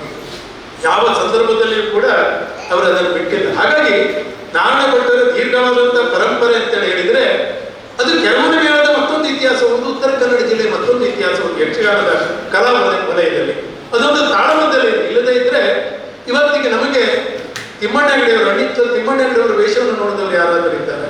ಮೂಡ್ಕಣಿ ನಾರಾಯಣದೇವರ ವೇಷ ನೋಡಿದವರು ಹೇಳ್ಬೋದು. ತಿಮ್ಮಣ್ಣ ಸದಾನಂದ ಹೆಗ್ಡೆಯವರು ತಮ್ಮ ಅವ್ರ ವೇಷವನ್ನು ನೋಡಿದವರು ಯಾರು? ಇವ್ರಿಗೆ ಗೊತ್ತಿದೆ, ಕೇಳಬೇಕು, ಮತ್ತೆ ಕೇಳಬೇಕು ನಾವಿಬ್ಬರು. ಹಾಗಾಗಿ ಬುದ್ಧಿ ಇನ್ನೂ ಹರಿತವಾಗಿರುವಂತ ಈ ಹೊತ್ತಿನಲ್ಲಿ ಆತ್ಮಚರಿತ್ರೆ ಬಂದಿದೆ, ಇಲ್ಲಿ ನಿಲ್ಲಬಾರ್ದು ಅಂತ ನಾನು ಹೇಳ್ತೀನಿ. ಅದನ್ನು ಮತ್ತೆ ಮುಂದುವರಿಸಿಕೊಂಡು ಹೋಗಬೇಕಾಗಿದೆ. ಅವರ ಹತ್ರ ಕೂತ್ಕೊಂಡು ಒಂದು ಚರ್ಚೆ ಮಾಡಬೇಕು. ಕರ್ನಾಟಕ ಸಂಘವಾಗಿ ಅವರಲ್ಲಿ ಏನೇನಾಗಿತ್ತು ಒಂದು ದಾಖಲೀಕರಣ ಮಾಡಬೇಕು. ಯಾಕಂದ್ರೆ ಒಂದನ್ನು ಹೇಳಬೇಕಾದಾಗ ನಿಸ್ಸಂಶಯವಾಗಿ ಹೇಳ್ಕೊಳ್ತಾ ಹೋಗ್ಬೇಕು. ಇತಿಹಾಸ ಅನುಭವ ಎನ್ನುವುದು ಒಂದು ಮೈಲಿಗಲ್ಲನ್ನು ಕೊಡ್ತದೆ. ಆ ಮೈಲಿಗಲ್ಲು ನಿರಂತರವಾಗ್ತಾ ಹೋದಾಗ ಪಥ ಆಗ್ತದೆ. ಆ ಪಥದಲ್ಲಿ ಒಂದೊಂದು ಮೌಲ್ಯಯುತವಾದಂಥ ಒಂದು ಸುಂದರವಾದಂಥ ದೃಶ್ಯ ಬಂತು ಅಂತ ಹೇಳಿದಾಗ ಅದು ಪರಂಪರೆ ಆಗ್ತದೆ. ಆ ಪರಂಪರೆಯ ಭಾಗವಾದಂಥ ನಾಡಭಟ್ರು ಅವರನ್ನು ನಾವು ಅವರ ಈ ಹೊತ್ತಿನಲ್ಲಿ ನಾವು ಬಳಸಿಕೊಳ್ಬೇಕು. ಈ ಹೊತ್ತಿನಲ್ಲಿ ನಾನು ನಿಜವಾಗಿ ಅಭಿನಂದಿಸಬೇಕಾದದ್ದು ಮತ್ತೊಬ್ಬರನ್ನು. ಅವರ ಧರ್ಮಪತ್ನಿ ಭಾಗೀರಥಕ್ಕ ಬಂದಿದ್ದಾರೆ. ಮೇಳ ಮಾಡಿ ಶ್ರೀಮಂತರಾದಂಥ ನಾಡಭಟ್ರು ಮನೆಯದೆಲ್ಲ ತಕೊಂಡು ಹೋದ್ರು. ತನ್ನ ಬಂಗಾರವನ್ನು ಕೊಡ್ತೇನೆ, ಅಮ್ಮ ಕೊಟ್ಟರು, ಇವರು ಕೊಟ್ಟರು, ತಮ್ಮಂದಿರು ಇಲ್ಲೇ ಇದ್ದಾರೆ. ಲಾಭ ಆಗಿದೆ ನಾವೆಲ್ಲ ಗೊತ್ತಿದ್ದೇವೆ. ನುಕ್ಸಾನ ಆದಾಗ ಇಂಥ ಒಂದು ದೊಡ್ಡ ಕುಟುಂಬದ ಇವರೆಲ್ಲ ಇವತ್ತು ಬಂದಿದ್ದಾರಲ್ಲ, ಇವರನ್ನು ನಾವು ಇವತ್ತು ಅಭಿನಂದಿಸಬೇಕು ಅವರೊಟ್ಟಿಗೆ. ಯಾಕಂದ್ರೆ ಆ ಅಭಿನಂದನೆಯ ಕುರಿತಾಗಿ ಕೂಡ ಅವರ ಮುಖ್ಯವಾದಂಥ ವ್ಯಕ್ತಿಗಳಾಗಿರುವಂಥ ಅವರನ್ನ ನಾವು ಇವತ್ತು ಆ ಪ್ರತಿಕಾರದ ಪರಿಚಯವನ್ನು ನಾವು ಮಾಡಬೇಕು. ಸಮಯದ ಮಿತಿ ಇಷ್ಟೇ ಇದೆ. ಕೊನೆಯದಾಗಿ ಒಂದು ಮಾತನ್ನು ಹೇಳ್ತಾನೆ, ಒಂದು ಕಲಾವಿದ ಇನ್ನೊಂದು ಕಲಾವಿದನ ಕುರಿತಾದಂಥ ಇನ್ನೊಂದು ಸಂಘಟಕನ ಕುರಿತಾಗಿ ಒಂದು ತನ್ನದಾದಂಥ ರೀತಿಯಲ್ಲಿ ಹೋಗಿ ಧಾವಿಸ್ತಾನೆ ಹೇಳುವುದಕ್ಕೆ ಇಲ್ಲಿ ಎಲ್ಲೂ ಉಲ್ಲೇಖ ಆಗಿಲ್ಲ. ಅದು ಕೆಲವೇ ಜನರಿಗೆ ಗೊತ್ತಿದೆ. ಕೆಲವು ವರ್ಷಗಳ ಹಿಂದೆ ನಡೆದಿರುವಂಥದ್ದು, ಸಿರ್ಸಿಯಲ್ಲಿ ನಡೆದಿರುವಂಥ ಒಂದು ಪ್ರಸಿದ್ಧವಾದಂಥ ಜಿಲ್ಲೆ ಮೇಳ, ಕೆರಮನೆ ಮೇಳವೂ ಇತ್ತು ಅಲ್ಲಿ. ಆ ಮೇಳದ ಪ್ರಮುಖ ಕಲಾವಿದ ಅದೇ ಮೇಳ ತನಗೆ ಉತ್ಪನ್ನ ಇತ್ತಂತ ಯಜಮಾನನಿಗೆ ಮತ್ತೊಬ್ಬವ, ಅದು ರೌಡಿ ಅಂತ ಹೇಳಬಾರದು ನಾವು, ಅವ ಬಂದು ತಲೆ ತಗ್ಗಿಸಿಕೊಂಡು ಕುಳಿತಿರುವಂತ ಹೊತ್ತಿನಲ್ಲಿ ಸುತ್ತಲೂ ಕುಳಿತುಕೊಂಡು ತಲೆ ತಗ್ಗಿಸಿಕೊಂಡು ಕುಳಿತಿದ್ದಾರೆ. ಆ ಹೊತ್ತಿನಲ್ಲಿ ಅವರನ್ನ ಆಕ್ಚುಲಿ ಈ ಮೇಳಕ್ಕೆ ಆಗದೇ ಇದ್ದಂತ ಹೊತ್ತಿನಲ್ಲಿ ಕೂಡ ಹೋಗಿ ಅವರನ್ನು ಅಲ್ಲಿಂದ ಬಿಡಿಸಿಕೊಂಡು ಬರಬೇಕಾದಂತೆ ಯಾರು ಬರದೇ ಇರುವಾಗ ಶಂಭುಗಡ ವೃತ್ತಿಗೆ ಇವರು ಇಬ್ಬರೇ ಹೋಗಿ ಅವರನ್ನು ಅಲ್ಲಿಂದ ಕರೆದುಕೊಂಡು ಬಂದು ಆ ಯಜಮಾನ ಅದನ್ನು ಮಾಡಿರುವಂತ ಒಂದು ಸಾಧನೆ ದೊಡ್ಡದಾಗಿದೆ. ಇವೆಲ್ಲವನ್ನು ನೋಡ್ತಾ ಹೋದ್ರೆ ಅವರ ಹೃದಯವಂತಿಕೆ, ಅವರ ಆ ವ್ಯಕ್ತಿತ್ವದ ಘನತೆ, ನಾವು ಗುರುತಿಸದೇ ಇರುವಂತಹ ಬಾನಿಯರವರು ತಾಳಮದ್ದಲೆಯಲ್ಲಿ ಉಮಾಮೇಶ್ವರ ಯಕ್ಷಗಾನ ಸಂಘವನ್ನ ಅವತ್ತಿನಲ್ಲಿ ಮಾಡಿದರು. ಅದನ್ನು ಕೂಡ ಯಶಸ್ವಿಯಾಗಿ ಮಾಡಿದರು. ಎಲ್ಲ ಹೋದ್ರು ಅವರಿಗೆ ತಾಳಮದ್ದಲೆ ಅಂದರೆ ಜೀವ, ಅದನ್ನ ಚೆನ್ನಾಗಿ ಮಾಡಿದರು. ಇನ್ನು ಈ ಕೃತಿ ನಿರೂಪಣೆ ಮಾಡಿದಂಥ ಶಿವಾನಂದ ಹೆಗಡೆಯವರು ಬಹುಶಃ ಮೊದಲ ಕೃತಿ ಅಂತ ಹೇಳಲಿಕ್ಕಾಗುತ್ತದೆ. ಹೇಳ್ತೇನೆ, ಅಜ್ಜಯ್ಯನ ಕೃತಿಯನ್ನ ಜಿ.ಎಸ್. ಭಟ್ರು ಮಾಡಿದರು. ಆದರೆ ಅದೇ ರೀತಿಯಾದಂಥ ಒಂದು ಮತ್ತೊಬ್ಬನ ಕೃತಿಯನ್ನು ಬರೆಯಬೇಕಾದ್ರೆ ಇನ್ನೊಬ್ಬನ ಕೃತಿ, ಅನ್ಯನ್ಯ ಆತ್ಮಕೃತಿಯ ಚರಿತ್ರೆಯನ್ನು ಬರೀಬೇಕಾದಾಗ ಪರಕಾಯ ಪ್ರವೇಶ ಮಾಡಬೇಕಾಗ್ತದೆ. ತನ್ನದೇನನ್ನು ಹೇಳಿದ್ದಿಲ್ಲ. ತನ್ನದು ಕೆರಮನೆ ಬಂದು ಏನೋ ಒಂದು ಕಾರಣಕ್ಕಾಗಿ ಇದು ಕೆರಮನೆಯದೇ ಮತ್ತೊಂದು ಆಗಬಾರ್ದು, ಅದೇ ಆಗಬಾರ್ದು ಅನ್ನುವಂಥ ನಿಟ್ಟಿನಲ್ಲಿ ಆ ಪ್ರಶ್ನೆಯನ್ನು ಕೇಳಿ ಸಿನೋಪ್ಸಿಸ್ ಅನ್ನು ಮಾಡಿಕೊಂಡು ರೈಟಿಂಗ್ ಅಂಡ್ ರೀರೈಟಿಂಗ್ ಅಂಡ್ ರಿವಿಷನ್ ರೀರಿವಿಷನ್ ಇಂಥದ್ದೆಲ್ಲ ಮಾಡ್ತಾರಲ್ಲ, ಅಂತ ಒಂದು ಸಾಧನೆಯನ್ನು ಮಾಡಿ ಪೇಷನ್ಸಿನಿಂದ ಅದು ತುಂಬಾ ಚೆನ್ನಾಗಿ ಮಾಡಿದ್ದೀರಿ. ಸತ್ಯ ಹೇಳ್ತೇನೆ, ಈ ವರ್ಷ ಬಹುಶಃ ನಾನೊಂದು 15-16 ವಿಮರ್ಶಾ ಕೃತಿಯನ್ನು ಈ ವರ್ಷದಲ್ಲಿ ಬರೆದಾಗ ಬಹುಶಃ ಈ ಕೃತಿ ಕನ್ನಡ ಸಾಹಿತ್ಯದ ಒಂದು ಮಹತ್ವದ ಕೃತಿಯಾಗಿ ಇರುವಂತ ಎಲ್ಲ ಸಾಧ್ಯತೆಗಳು ಕೂಡ ಇದೆ. ಅಂತಹ ಕೃತಿಯನ್ನ ನಿರೂಪಣೆಕಾರಾಗಿ ಮಾಡಿರುವಂತ ನಿಮ್ಮಿಂದ ಇನ್ನೂ ಹಲವು ಬರಲಿ ಅಂತ ಹೇಳ್ತಾ, ಯಾಜಿ ಪ್ರಕಾಶನದ ಮುದ್ರಣ ಅಂದ್ರೆ ಕಲಬುರಗಿಯವರು ಸರ್ಟಿಫಿಕೇಟ್ ಕೊಟ್ಟಿದ್ದಾರೆ ಸಂಖ್ಯೆಯಲ್ಲಿ. ಸವಿತಾ ಬರೆದು ಬಿಟ್ರೆ ನಾನು ಮತ್ತೆ ನೋಡ್ಬೇಕು ಗ್ರೂಪ್ ನೋಡ್ಬೇಕು ಹೊಡಿಲ್ಲ ಅಂತ. ಹಾಗೆ ನಾ ಸೋಮೇಶ್ವರ್ ಹೇಳ್ತಾರೆ, ಮೊನ್ನೆ ನಮ್ಗೆ ಸಿಕ್ತವ್ರು ಹೇಳ್ತಾರೆ ನಮ್ಮ ಸವಿತಾ ಅಂತ ಹಾಗೆ ಹೇಳ್ತಾರೆ. ಹಾಗಾಗಿ ಯಾಜಿ ಪ್ರಕಾಶನದ ಒಂದು ವಿಶಿಷ್ಟತೆ ಅಂತೇಳಿ ಹೇಳಿದರೆ ಯಾವ ತಪ್ಪು ಕೂಡ ಇರುವುದಿಲ್ಲ. ನಮ್ಮನ್ನೆಲ್ಲ ಹುಡುಕಿ ಏನಾದರೂ ತಪ್ಪಿದ್ರೆ ಮತ್ತೆ 10 ಸರಿ ಗಣೇಶ ಆಗಲಿ ಸವಿತಾ ಆಗಲಿ ಅವರ ಪ್ರಕಟಿತವಾದಂಥ ಫಿಲ್ಮ್ ಆಗಿದೆ, ಎಲ್ಲವೂ ಆಗಿದೆ. ಹೀಗೆ ಎಲ್ಲವೂ ಕೂಡ ಮೌಲ್ಯಯುತವಾಗಿರುವಂಥ ಈ ಬದುಕಿನಲ್ಲಿ ಇಲ್ಲಿಯ ತನಕ ಮೌಲ್ಯಯುತವಾದಂತಹ ಭಾವದ ಬದುಕನ್ನು, ತರ್ಕದ ಬದುಕನ್ನು ಬದುಕಿ ಎತ್ತರಕ್ಕೆ ಬೆಳೆದಂತ 91ರ ಹರೆಯದ ನಾರಾಯಣ ಭಟ್ಟರು ಶತಮಾನದ ದಾಟಿ ಬದುಕಲಿ, ಅವರ ಕುರಿತಾದಂಥ ಚರ್ಚೆ ನಿರಂತರವಾಗಿ ಆಗಲಿ. ಉತ್ತರ ಕನ್ನಡ ಜಿಲ್ಲೆಯ ಯಕ್ಷಗಾನದ ಸಂಘಟಕನ ವಿಚಾರದಲ್ಲಿ ಮಹತ್ತರವಾದಂಥ ವ್ಯಕ್ತಿ ಉಳ್ಳಂತ ಇವರನ್ನ ಮತ್ತೊಮ್ಮೆ ಎಲ್ಲರೂ ಗುರುತಿಸುವಂತಾಗಲಿ ಅಂತ ಹೇಳ್ತಾ ನಾನು ಮಾತನಾಡಿಸ್ತೇನೆ. ನಮಸ್ಕಾರ. ನಾನ್ಬಟ್ಟಂತವರು ಅಡಿಗಲ್ಲಾಗಿ ಸಂದವರು ಯಕ್ಷಗಾನದ ಕಟ್ಟಡ ಎದ್ದ ಮೇಲೆ ಯಾರಿಗೂ ಅಡಿಗಲ್ಲ ನೆನಪಿರೋದಿಲ್ಲ, ಅವರೇ ಹೇಳ್ಕೊಳ್ಬೇಕಾಗ್ತದೆ. ಅಂತಹ 100 ಜನರನ್ನ ಕಂಡಿದ್ದೇನೆ ನಾನು ಭಟ್ರು ಯಕ್ಷಗಾನಕ್ಕಾಗಿ ಬಂಗಾರ ಕೊಟ್ಟರು, ಆಸ್ತಿ ಕೊಟ್ಟರು ಅಂತ ತುಂಬಾ ಜನ ಇದ್ದಾರೆ. ಎಲ್ಲವೂ ಸತ್ಯ, ಯಕ್ಷಗಾನಕ್ಕಾಗಿ ಕೊಟ್ಟರು. ಆದರೆ ಯಕ್ಷಗಾನ ಸಂಪೂರ್ಣವಾಗಿ ಅವರು ಕೈ ಬಿಟ್ಟಿತ್ತು. ಆದರೆ ನಾನು ಭಟ್ರು ಯಕ್ಷಗಾನ ಕೈ ಬಿಟ್ಟಿಲ್ಲ, ಈಗ ಬೇಕಾದ್ರೂ ಅದು ಮಾಡ್ತಾರೆ. ಆದರೆ ನಾನು ಭಟ್ರಿಂದ ಯಕ್ಷಗಾನದಲ್ಲಿ ಗುರುತಿಸಿಕೊಂಡವರು ನಾನು ಭಟ್ರಿಗೆ ಏನು ಕೊಟ್ಟರು ಅದು ಬರಬೇಕು. ಅವರು ಯಾರೆಲ್ಲ ನಮಗಾಗಿ, ನಮ್ಮ ಒಂದು ಸ್ಥಾನಮಾನಕ್ಕಾಗಿ ಅಡಿಗಲ್ಲಾಗಿ ದುಡ್ಡಿರ್ತಾರೋ ಅವರಿಗೆ ನಾವು ಏನು ಕೊಡ್ತೇವೆ ಅನ್ನೋದು ಮುಖ್ಯ ಆಗ್ತದೆ. ಆದ್ದರಿಂದ ಅದು ಗೊತ್ತು ನಾರಾಯಣ ಭಟ್ರಿಗೆ. ಅವ್ರು ಹೇಳಿಲ್ಲ ಏನು ಕೊಟ್ಟರು ಅನ್ನೋದು, ಯಾಕಂದ್ರೆ ಏನು ಕೊಡ್ಲಿಲ್ಲ, ಕೊಡ್ಲಿಕ್ಕೆ ಇನ್ನೊಂದು ಇರೋದೇ ಇಲ್ಲ. ಆದ್ದರಿಂದ ಒಂದು ಕರ್ತವ್ಯ ಅನ್ನೋ ಹಾಗೆ ಯಕ್ಷಗಾನ ಬೇರೆ, ಅವರ ಹಾರ್ಟ್ ಬೀಟ್ ಬೇರೆ ಅಲ್ಲ, ಆ ರೀತಿ ಇಲ್ಲಿವರೆಗೆ ಮಾಡ್ಕೊಂಡು ಬಂದಿದ್ದಾರೆ. ಪುಣ್ಯಕ್ಕೆ ಎಲ್ಲ ಸತ್ಯ ಗೊತ್ತಾದ್ಮೇಲೆ ಮಧ್ಯ ವಯಸ್ಸು ದಾಟಿದ ಮೇಲೆ ಹೋಗಿ ಜಮೀನು ಮಾಡಿದ್ರು. ಒಳ್ಳೊಳ್ಳೆ ಮಕ್ಕಳು, ತಂದೆಯನ್ನ ತುಂಬಾ ಚೆನ್ನಾಗಿ ಅಂದು ನೋಡ್ಕೊಂಡ್ರು, ಇದ್ದು ನೋಡ್ಕೊಂಡ್ರು, ಹೆಂಡತಿ ಕೂಡ ಚೆನ್ನಾಗಿ ನೋಡ್ಕೊಂಡ್ರು. ಸಾಧಾರಣವಾಗಿ 99 ಕುಟುಂಬದಲ್ಲಿ ಮಕ್ಕಳು ನಾನು ಕೇಳಬೇಕಾಗ್ತದೆ, ಹೆಂಡತಿ ನಾನು ಕೇಳಬೇಕಾಗ್ತದೆ, ಏನು ಮಾಡಿದ್ದೇನೆ ಅಂತ ಯಾವುದನ್ನು ಮಾಡದೆ ನಾನು ಮಕ್ಕಳನ್ನು ಇಷ್ಟು ಗಟ್ಟಿಯಾಗಿಟ್ಟಿದ್ದಾರೆ. ಅದರಿಂದ ಅವರಿಗೆ ಕುಟುಂಬವನ್ನು ನಾನು ಅಭಿನಂದಿಸಲು ಬಯಸ್ತೇನೆ. ಮದುವೆ ಇದನ್ನು ಹೇಳುವಾಗ ಇನ್ನೊಂದೆರಡು ಹೆಸರನ್ನ ನಾನು ಹೇಳೋದು. ಅಮಾವಾಸ್ಯ ಭಾಗವತರು ಅಂತ ಕೆಲವನೇ ಬೆಳೆದಿದ್ರು. ಅಮಾವಾಸ್ಯ ಭಾಗವತರು ಅಂತ ಅವ್ರು ಬೆಳೆಸ್ತಾರೆ, ಅವ್ರಿಲ್ಲ ಇವರು. ಹಾಗೆ ಬಾಲಚಂದ್ರ ಶಾನ್ಭಾಗ್ ಅವರು ಮ್ಯಾನೇಜರ್ ಆಗಿದ್ರು. ಬಾಲಚಂದ್ರ ಶಾನ್ಭಾಗ್ ನನ್ನ ಹುಬ್ಬಳ್ಳಿಯಲ್ಲಿದ್ದರು. ಅದನ್ನ ನಾನು ಕರ್ಕೊಂಡ್ಬಂದು ನನ್ನ ಪ್ರೆಸ್ನಲ್ಲಿ ಪ್ರಿಂಟರ್ ಮತ್ತೆ ಮ್ಯಾನೇಜರ್ ಆಗಿದ್ರು. ನನ್ನ ಜೊತೆಗೆ 2 ವರ್ಷ ಕೆಲಸ ಮಾಡಿದ್ರು. ಇವತ್ತು ಕೆರೆಮನೆ ಯಕ್ಷಗಾನ ಇರೋದು ಬಾಲಚಂದ್ರ ಶಾನ್ಭಾಗಿನ ಜಾಗದಲ್ಲಿ. ಒಂದು ಶಂಭುಗಳು ನನ್ನ ಪ್ರಿಂಟಿಂಗ್ ಬರ್ತಾ ಇತ್ತು. ಪ್ರಿಂಟಿಂಗ್ ಮಾಡಿಸ್ಕೊಂಡು ಹೋಗುವ ಹೇಳಿದ್ರು, ಬಾಲಚಂದ್ರ ಪರಿಚಯ ಆಯಿತು, ಅಲ್ಲೇವನೇ ಅಂತ ಆಯಿತು. ಬಾಲಚಂದ್ರ ಒಂದು ದಿವಸ ನನಗೆ ಕೇಳ್ದ, ಶಂಭು ಹೇಳಿದ್ರು ರಂಗಭೂಮಿ ಮಾಡ್ತಾರಂತ, ನನ್ನ ಜಾಗ ಕೇಳ್ತಾ ಇದ್ದಾರೆ, ಎಂತ ಮಾಡೋದು ಗೊತ್ತಿಲ್ಲ, ನಿನ್ನ ಇಷ್ಟ ತಮ್ಮ, ನಾನೇನು ಹೇಳೋದಿಲ್ಲ ಅಂತ.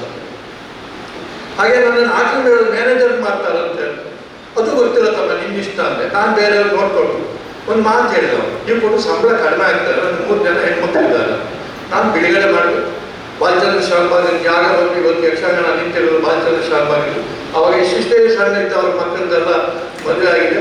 ಆ ಹೆಣ್ಮಕ್ಳು ಈಗೂ ಅವರ ಮಕ್ಕಳ ಮುಂಜಿಗೆ ಬಾಲಚಂದ್ರ ಮೊಮ್ಮಕ್ಕಳು ಪ್ರಿಂಟಿಂಗ್ ಆಗಿದೆ. ಗೋಕುಲದಲ್ಲಿದ್ದವರು, ಕೊಲ್ಲೂರಲ್ಲಿದ್ದವರು ನನ್ನ ಹುಡ್ಕೊಂಡು ಬರ್ತಾರೆ.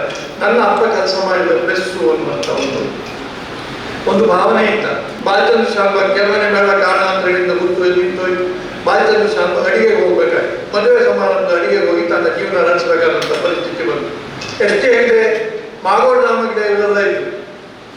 ಚಿಟ್ಟಾಣಿಯನ್ನು ಎತ್ತಿ ಕಟ್ಟಿದಂತ ಎಷ್ಟೇ ಹೇಳಿ ಮಾಗೋಡ್ ರಾಮಗಿಡ ಅಂತ ಅಭಿಮಾನಿಗಳು ಕಟ್ಟಿದ್ರು. ಅಧಿಕಾರ ಅದು ಇನ್ನೂ ಸಂಶಯ ಇದೆ, ಕಟ್ಟಿದವರು ಇದ್ರು.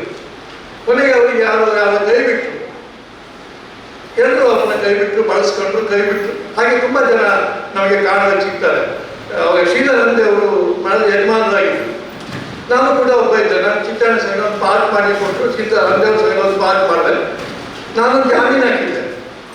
ಶ್ರೀಧರ ಹಂದೇವರ ಅಡಿಯ ಜೈಲಿಗೆ ಹೋಗ್ಬೇಕಾಯ್ತು. ಅವ್ನು ಬ್ಯಾಂಕ್ ಮ್ಯಾನೇಜರ್ ಆಗಿದ್ದ. ಮಾವನಿಗೆ ಸಾಲ ಕೊಟ್ಕೊಂಡು ನಾನು ನನ್ನ ಅಪ್ಪನ ಜಮೀನು ಇತ್ತು, ಮಾರ್ಕೊಂಡು ಜೈಲಿಗೆ ಹೋಗಿ ತಪ್ಪಿಸ್ಕೊಂಡೆ. ಇದೆಲ್ಲ ಈ ಬ್ಯಾಕ್ ಸ್ಟೇಜ್ ವರ್ಕರ್ಸ್ ಅಂತ ರಂಗಭೂಮಿಯಲ್ಲಿ ಒಂದು ಮಾತಿದೆ. ಅವರಿಗೆ ಗೌರವ ಇದೆ ರಂಗಭೂಮಿಯಲ್ಲಿ.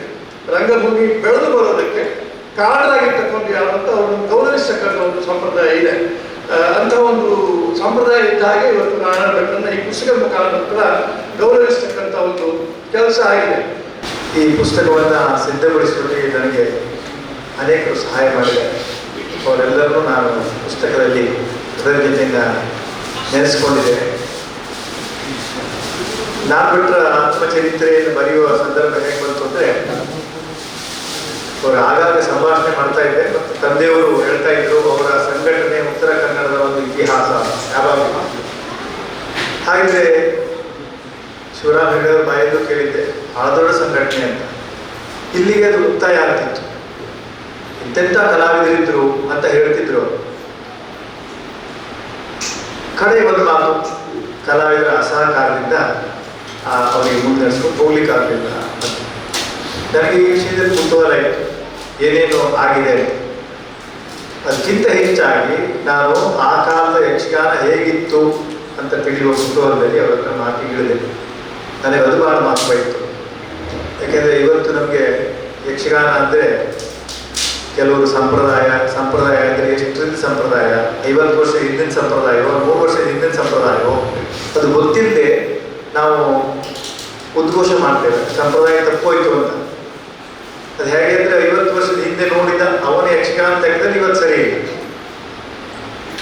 60 ವರ್ಷದ ಹಿಂದೆ ಏನಿತ್ತು ಹೇಳುವವರಿಲ್ಲ. ಹಾಗಾಗಿ ನಾಡ್ಬಟ್ಟಂಥವರನ್ನ ವಾಸ್ತವಿಕ ಹೇಗಿತ್ತು ಆಗ, ಎಷ್ಟಾಗ್ತದೋ ಅಷ್ಟು ಸತ್ಯವನ್ನು ತಿಳಿಯುವ ಕುತೂಹಲದಲ್ಲಿ ಶುರು ಮಾಡಿದ್ದು. ಅದು ಆಮೇಲೆ ಅವ್ರು ಹೇಳಿದರು, ನನ್ನ ಆತ್ಮಚರಿತ್ರೆ ಕೆಸೆಟ್ ಆಗಿದ್ದು ಮಾರಾಯ ಅಂದರು. ಕಡೆಗೆ ಕೆಸೆಟ್ ಬರುವ ಲಕ್ಷಣ ಇಲ್ಲ ಅಂತ ಗೊತ್ತಾಯಿತು. ಶಂಭುಗಳಿದ್ದಾಗೆ ಅವರೊಂದು ಆತ್ಮಚರಿತ್ರೆ ಬರಬೇಕು ಅಂತ ಆಗಿತ್ತು.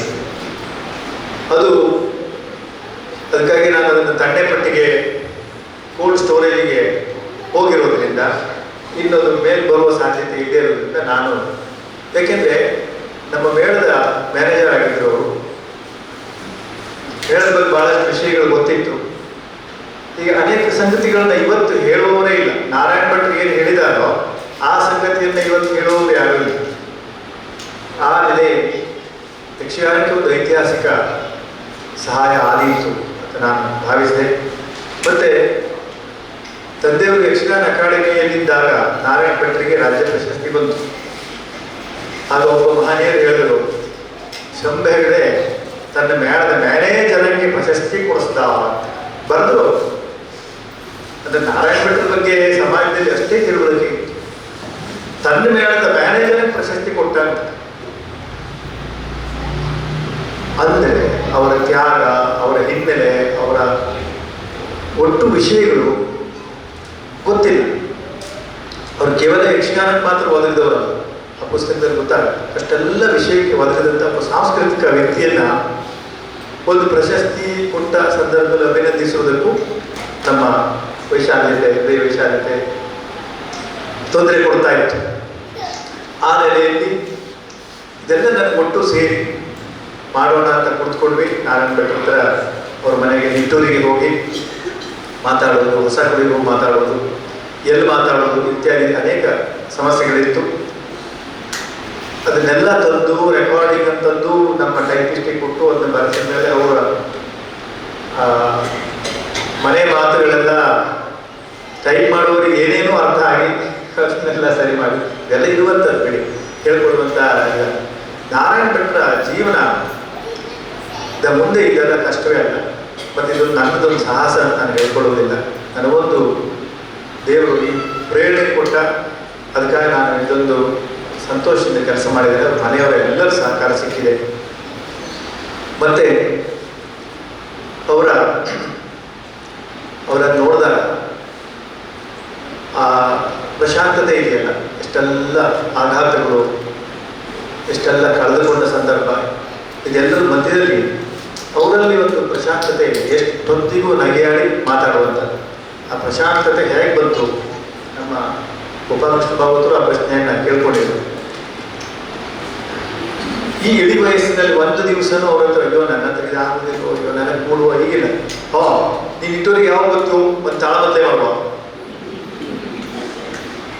ಕೆಳಗೆ ಏನೇನೋ ನಿಶ್ಚಯ ಆಗೋದು ಮತ್ತೆ ಅದು ಮುಂದೆ ಹೋಗುದು.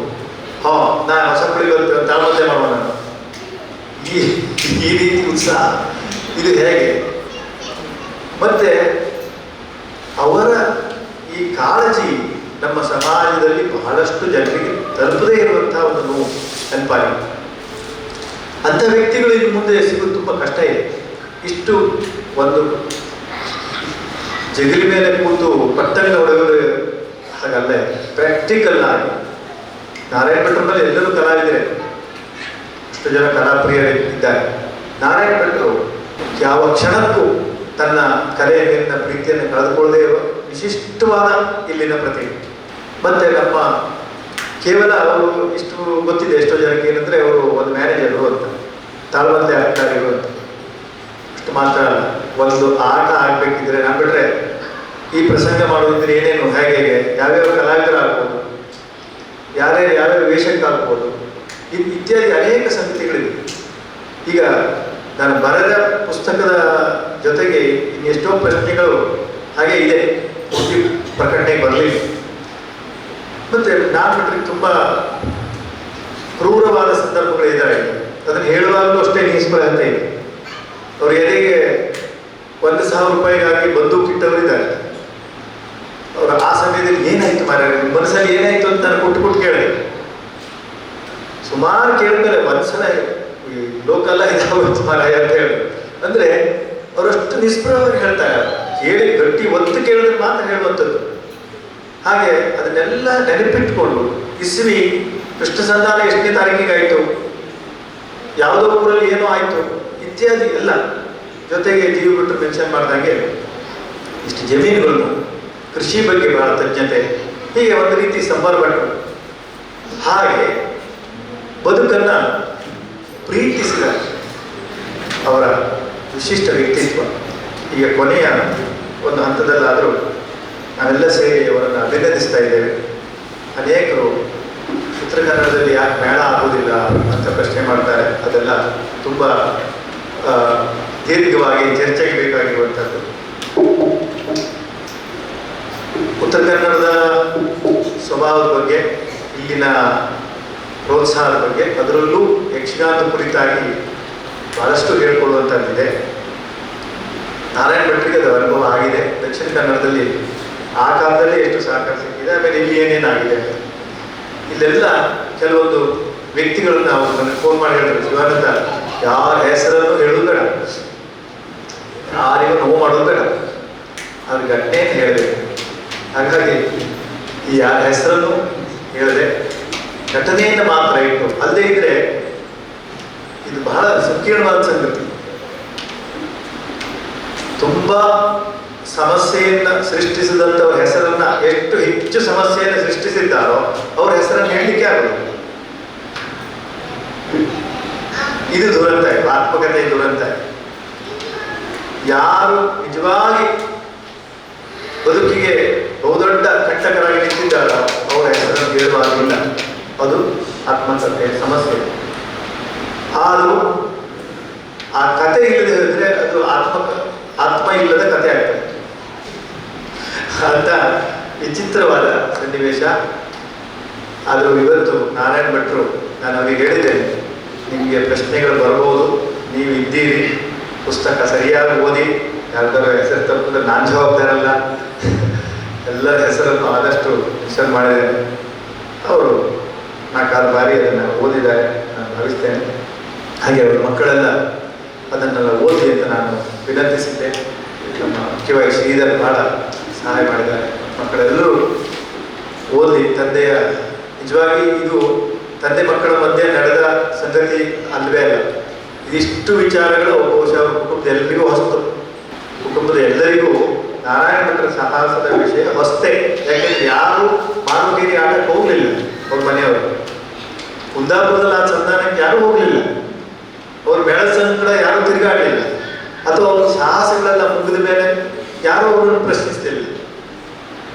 ಒಬ್ಬ ಸಾಹಸಿನ, ಒಬ್ಬ ಮಹಾನ್ ಸಾರ್ಥಕ ಬದುಕನ್ನ ಕಟ್ಟಿದವನ ಸಮಸ್ಯೆ ಇದೆ.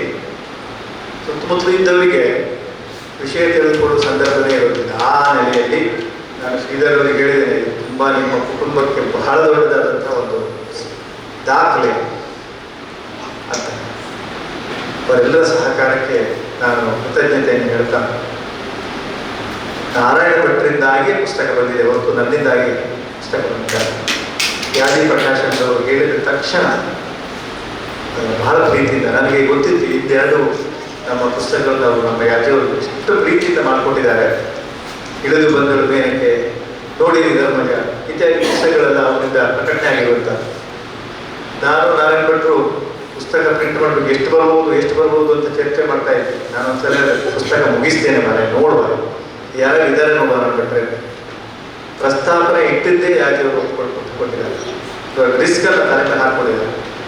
ಹಾಗೆ ಒಂದು ಎಲ್ಲ ದೇವತಾನುಗ್ರಹದಿಂದ, ಎಲ್ಲ ಸಹಕಾರದಿಂದ ಪುಸ್ತಕ ಹೊರಬಂದಿದೆ. ಇನ್ನು ಇದರ ಬಗ್ಗೆ ವಿಚರ್ಚೆಗಳಾಗಲಿ, ಅವರಿಗೆ ಹೆಚ್ಚಿನ ಅವರ ಸಾಹಸಕ್ಕೆ ಮನ್ನಣೆ ಸಿಗಲಿ.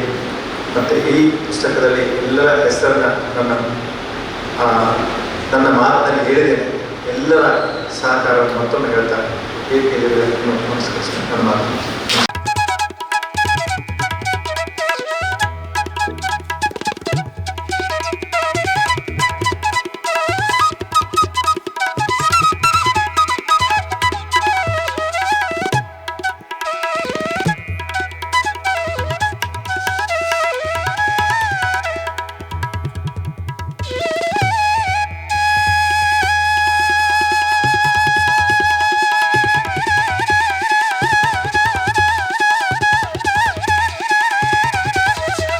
ಈ ಸಂದರ್ಭದಲ್ಲಿ ನನಗೆ 2 ಕಾರಣಕ್ಕಾಗಿ ತುಂಬಾ ಸಂತೋಷ ಆಗ್ತಾ ಇದೆ.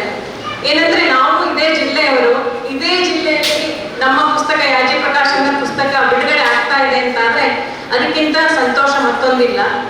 ಹಾಗೆ ಮತ್ತೊಂದು ಕಾರಣ ಅಂದ್ರೆ 90ರ ಈ ವಯಸ್ಸಿನಲ್ಲೂ ಕೂಡ ತಮ್ಮ ಆತ್ಮಕಥನವನ್ನು ಹೇಳಿ, ತಮ್ಮ ಬಾಯಿಗೆ ಹೇಳಿದ್ದನ್ನ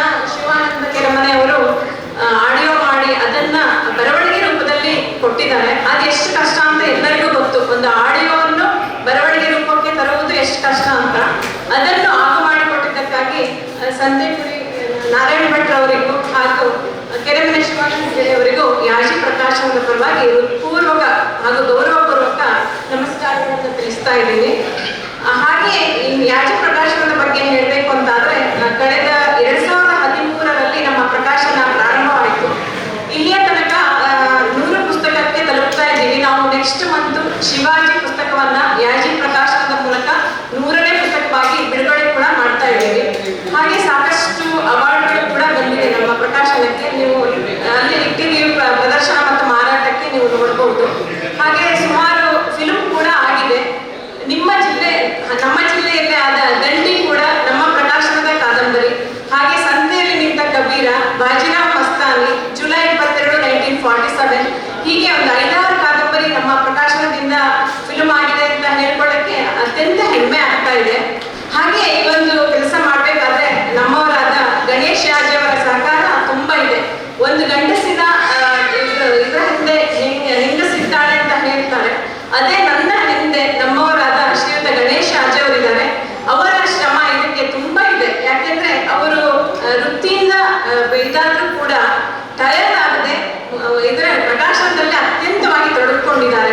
ಅವರು ಶ್ರೀಧರ್ ಭಟ್ ಅವರ ಹತ್ರ ಆಗಿರ್ಬೋದು ಅಥವಾ ಕೆರೆಮನೆ ಶಿವಾನಂದ ಹೆಗಡೆ ಅವರ ಹತ್ರ ಆಗಿರ್ಬೋದು, ದಿನಾಲೂ ಕೂಡ ಫೋನ್ ಸಂಪರ್ಕದಲ್ಲಿದ್ದು ಈ ಪುಸ್ತಕ ಒಂದು ಉತ್ತಮ ಗುಣಮಟ್ಟದಿಂದ ಬರಬೇಕು ಅಂತಾದ್ರೆ ಅವರ ಪರಿಶ್ರಮ ತುಂಬಾ ಇದೆ. ಹಾಗೆ ನಾನು ಈ ಪುಸ್ತಕವನ್ನು ಕಂಪ್ಯೂಟರ್ನಲ್ಲೇ ಇಡೀ ಪುಸ್ತಕವನ್ನು ಓದಿದ್ದೀನಿ. ಇದರ ನೀವು ನೋಡ್ಬೋದು, ಇದರ ಪುಟ ತೆರೆದಂತೆ ಇದರಲ್ಲಿ ಪೇಳುವೆ ನೀ ಕಥಾಮೃತವ ಅಂದ್ರೆ ಟೈಟ್ಲ್ ನೋಡಿದ ತಕ್ಷಣ ಏನಿದು ಅಂತ ಓದ್ಬೇಕು ಅಂತ ಅಷ್ಟೊಂದು ಖುಷಿ ಆಗುತ್ತೆ.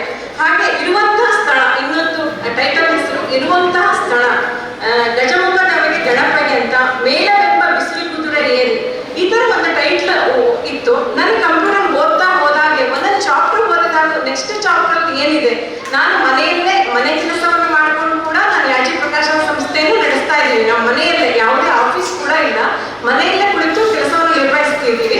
ಹಾಗೆ ಓದ್ಬೇಕಾದಾಗ ನನಗೆ ಪ್ರತಿಯೊಂದು ಚಾಪ್ಟರ್ ಅನ್ನು ಓದ್ತಾ ಇದ್ದಾಗೆ ಅವರು ಫಸ್ಟ್ ಕಿರಾಣಿ ಅಂಗಡಿ ಸ್ಟಾರ್ಟ್ ಮಾಡಿ ಒಂದು ಆಟದ ಮೇಳ ಕಟ್ಟಿ ಅಲ್ಲಿಂದ ಮುಂದುವರೆದಿದ್ದು. ನಾನು ಕೂಡ ಟೆಂಟ್ ಆಟವನ್ನ ತುಂಬಾ ನೋಡಿದ್ದೀನಿ. ನಮ್ಮ ತಂದೆಯವರು, ನಾನು, ಹೆಗ್ಗೋಡು, ಸಾಗರ ಸುತ್ತಮುತ್ತ ಎಲ್ಲಾದ್ರೂ ಟೆಂಟ್ ಆಟದಲ್ಲಿ ಹೋಗಿ ನೋಡ್ತಾ ಇದ್ವಿ.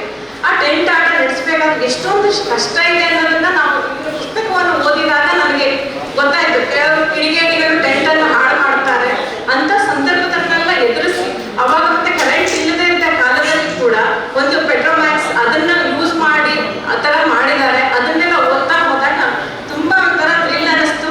ನಮ್ಮ ಪ್ರಕಾಶನದಿಂದ ಇದು ಪ್ರಕಟಗೊಂಡಿದ್ದು. ನಾನು ಕೂಡ ಯಕ್ಷಗಾನದ ಫ್ಯಾಮಿಲಿಯವಳೆ. ಮೇಲೆ ಮಣ್ಣಿಗೆಯವರ ತಿಮ್ಮಣ್ಣಿ ಅಜ್ಜಿಯವರ ಸೊಸೆ ನಾನು. ಅವರ ಮಗ ಅಂದ್ರೆ ದೊಡ್ಡಪ್ಪ ಆಗ್ಬೇಕು ನಮ್ಮನೆಯವರಿಗೆ. ಅದು ಮತ್ತೆ ಈಗ ಬೇಕೆ ಬಂದಾಗ ನಾರಾಯಣ ಭಟ್ರು ಅವ್ರನ್ನ ಮಾತಾಡ್ಸಿದ್ವಿ. ಆಗ ಅವ್ರು ಹೇಳಿದ್ರು, ತಿಮ್ಮಣ್ಣಿ ಅಜ್ಜಿಯವರು ನಮ್ಗೆ ಸಂಬಂಧಿಕರು, ನೀವು ಕೂಡ ಸಂಬಂಧಿಕರಾಗಬೇಕು ಅಂತ. ಅವಾಗ ಇನ್ನೂ ಖುಷಿ ಅನ್ನಿತ್ತು. ನಮ್ಮ ಸಂಬಂಧಿಕರೇ ಯಕ್ಷಗಾನದ ಬಗ್ಗೆ ನಮ್ಮ ಈ ಪುಸ್ತಕ ಬರ್ತಾ ಇದೆ ಅಂತ ಆದ್ರೆ ಅದಕ್ಕಿಂತ ತುಂಬಾ ಖುಷಿ ಇಲ್ಲ.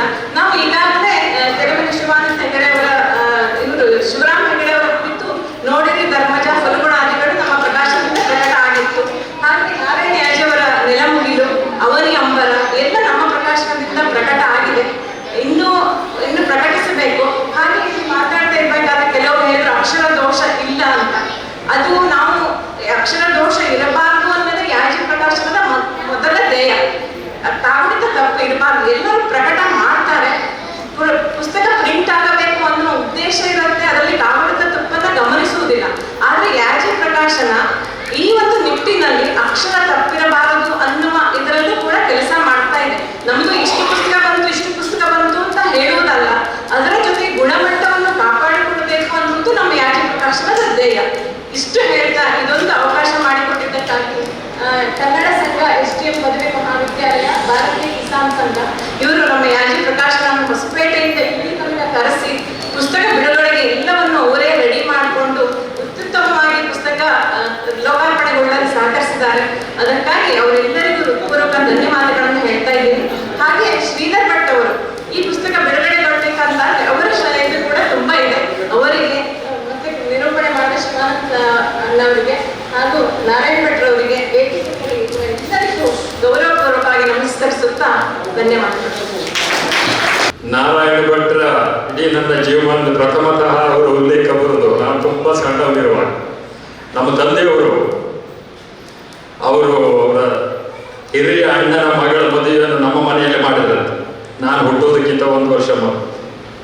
ಆ ಕಾಲದಲ್ಲಿ ಅವರ ಉಚ್ಚಾರದ ಕಾಲದಲ್ಲಿ ನಮ್ಮ ಇಡೀ ಅರ್ಧ ಹೊನ್ನಾವರ ತಾಲೂಕಿನಲ್ಲಿ ಕರೆಂಟ್ ಇಲ್ಲದೆ ಹೋದ ಕಾಲದಲ್ಲಿ ಅವರು ನಮ್ಮ ಮನೆಯಲ್ಲಿ ರಾತ್ರಿ ಮದುವೆ ಮಾಡಿ ನಾರಾಯಣ ಭಟ್ರು ಜನರೇಟರ್ ತಂದಿದ್ದೆ ಅಂತ ಹೇಳ್ತಿದ್ದೆ. ಅವರ ಮೇಳದಲ್ಲಿ ಮೇಳ ಮಾಡಿ ಲಾಸ್ ಆಗಿ ಮನೆಯಲ್ಲಿ ಬಾಡಿಗೆ ಕೊಡ್ತಾ ಇದ್ದಂಥ ಆ ಜನರೇಟರ್ನ ಮೂಲಕವೇ ನನಗೆ ಅವರ ಪ್ರಥಮ ಪರಿಚಯ ತಂದಿದ್ದಿಂದ ಯಾರಪ್ಪ ಈ ನಾರಾಯಣ ಭಟ್ರು ಅಂತ. ನನಗೆ ಅವರು ಆ ಆತ್ಮಕಥನ ಬರೆದೊಂದು ಪ್ರಿಂಟ್ಔಟ್ ತೆಗೆದು ಕಳಿಸಿದ್ರು ಈ ಶಿವಾನಂದ ಹೆಗ್ಡೆ. ಅದರಲ್ಲಿ ಅವರು ಮೇಳ ನಿಲ್ಲಿಸಿ ಆಮೇಲೆ ಬಾಡಿಗೆಗೆಲ್ಲ ಕೊಟ್ಟರು ಅಂತೆಲ್ಲ ಓದದೆ. ಮತ್ತು ನಮ್ಮ ತಂದೆಯವರಿಗೆ ಬಾಡಿಗೆ ಬಾಕಿ ಇತ್ತು ಅಂತ ಅನಿಸ್ತು. ಯಾಕಂದ್ರೆ ಯಕ್ಷಗಾನ ಕಾಲದಲ್ಲಿ ನಂಬಲಿಕ್ಕೆ ಬರೋದಿಲ್ಲ ಅವ್ರು ಯಾರ್ಯಾರಿಗೆ ಹಣ ಕೊಡೋದಿರ್ತೇವೆ, ಸತ್ತ ಮೇಲೆ ಗೊತ್ತಾಗುದು. ಹಾಗಾದ್ರೆ ನಾರಾಯಣ ಭಟ್ರ ಅಲ್ಲಿಂದ ಆನಂತರದಲ್ಲಿ ನಮ್ಮ ತಂದೆಯವರು ಯಾವತ್ತೋ ಪರಿಚಯ ಮಾಡಿಕೊಂಡು ನಮ್ಮ ಮೇಲೆ ಅವ್ರಿಗೆ ಬಹಳ ಪ್ರೀತಿ, ನನ್ನ ಮೇಲೆ ಪ್ರೀತಿ ಅಥವಾ ನಮ್ಮ ತಂದೆಯವ್ರ ಮೇಲೆ ಗೌರವ ಬಿಟ್ಟು ಅವ್ರು ಮಾತಾಡಿಸ್ತಿದ್ರು ನನಗೆ ಗೊತ್ತಿಲ್ಲ. ಕಾಲೇಜಿಗೆಲ್ಲ ಹೋಗುವಾಗ ನಾನು ಮಾತಾಡ್ಸ್ತಿದ್ರು, ಅವ್ರು ಮಾತಾಡಿಸ್ತಾ ಇದ್ರು. ಅವರು ಪಂಚಲಿಂಗ ಮೇಳದಲ್ಲ ಯಾವುದ್ರಲ್ಲ ಮ್ಯಾನೇಜರ್ ಇದ್ದರು. ಅವರು ಮ್ಯಾನೇಜರ್ ಇದ್ದ ಮೇಳದ ಆಟ ಒಂದು 2-3 ವರ್ಷ ಯಾವತ್ತೂ ನಾನು ಟಿಕೆಟ್ ತಗೊಂಡು ಆಟ ನೋಡಲಿಲ್ಲ. ಸೀದಾ ಚೌಕದ ಮನೆಗೆ ಹೋಗಿ ನಾರಾಯಣ ಭಟ್ರ ಹತ್ರ ಪರಿಚಯ ಮಾಡ್ಕೊಂಡ್ಕೊಳ್ಳೆ ಅವ್ರ ಮೈವಾಗುತ್ತ ಮಗ ಹೇಳಿ ಪುಕ್ಕಟಿಯಾಗಿ ಮೊದಲ ಸಾಲಲ್ಲಿ ಕೂರಿಸ್ತಾ ಇದ್ದೆ. ಇದು 2ನೇ ಹಂತದ ನಮ್ಮ ಮತ್ತು ಅವ್ರನ್ನ ಒಡನಾಟ. 3ನೇ ಬಾರಿಗೆ ನಾವು ಯಕ್ಷರಂಗ ಪತ್ರಿಕೆ ಮಾಡಿದ ಮೇಲೆ ಅವರಾಗೇ ಹೇಳಿದರು, ಇದು ವಿಶೇಷ.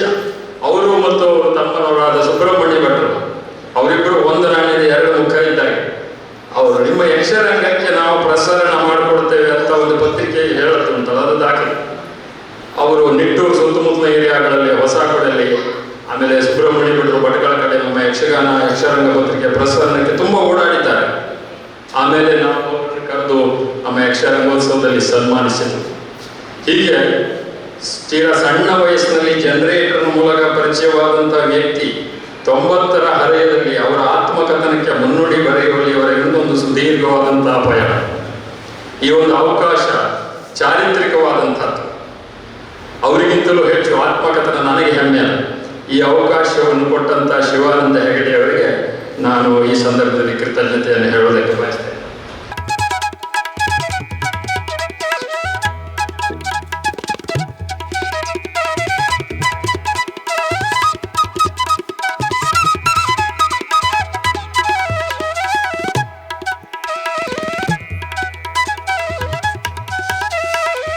ಮಾನ್ಯ ನಾರಾಯಣ ಭಟ್ರು ನನ್ನ ಅತ್ಯಂತ ಸಮೀಪದ ಬಂಧು ಅಷ್ಟೇ ಅಲ್ಲ, ನನ್ನ ಎಲ್ಲ ಕಾರ್ಯಗಳನ್ನು, ನನ್ನ ಎಲ್ಲ ಕಲಾ ವಿಭಾಗವನ್ನು ಅಥವಾ ಸಂಘಟನಾ ವಿಭಾಗವನ್ನು ತುಂಬ ಪ್ರೋತ್ಸಾಹಿಸಿದಂಥ ಒಂದು ಮಹಾನುಭಾವರು. ಅವರನ್ನು ನಾನು ತುಂಬ ಗೌರವದಿಂದ ಕಾಣ್ತೇನೆ. ಅಂಥವರನ್ನು ಕುರಿತು ಇಲ್ಲಿ ಒಂದು ಒಳ್ಳೆಯ ಕಾರ್ಯಕ್ರಮವನ್ನು ನಿಯೋಜಿಸಿದಂತಹ ನೀವು ಅವರ ಆಗುಗಳನ್ನು, ಅವರ ಅನಿಸಿಕೆಗಳನ್ನು, ಅವರ ಚರಿತ್ರೆಯನ್ನು, ಆತ್ಮಚರಿತ್ರೆ ಅನ್ನುವ ರೀತಿಯಲ್ಲಿ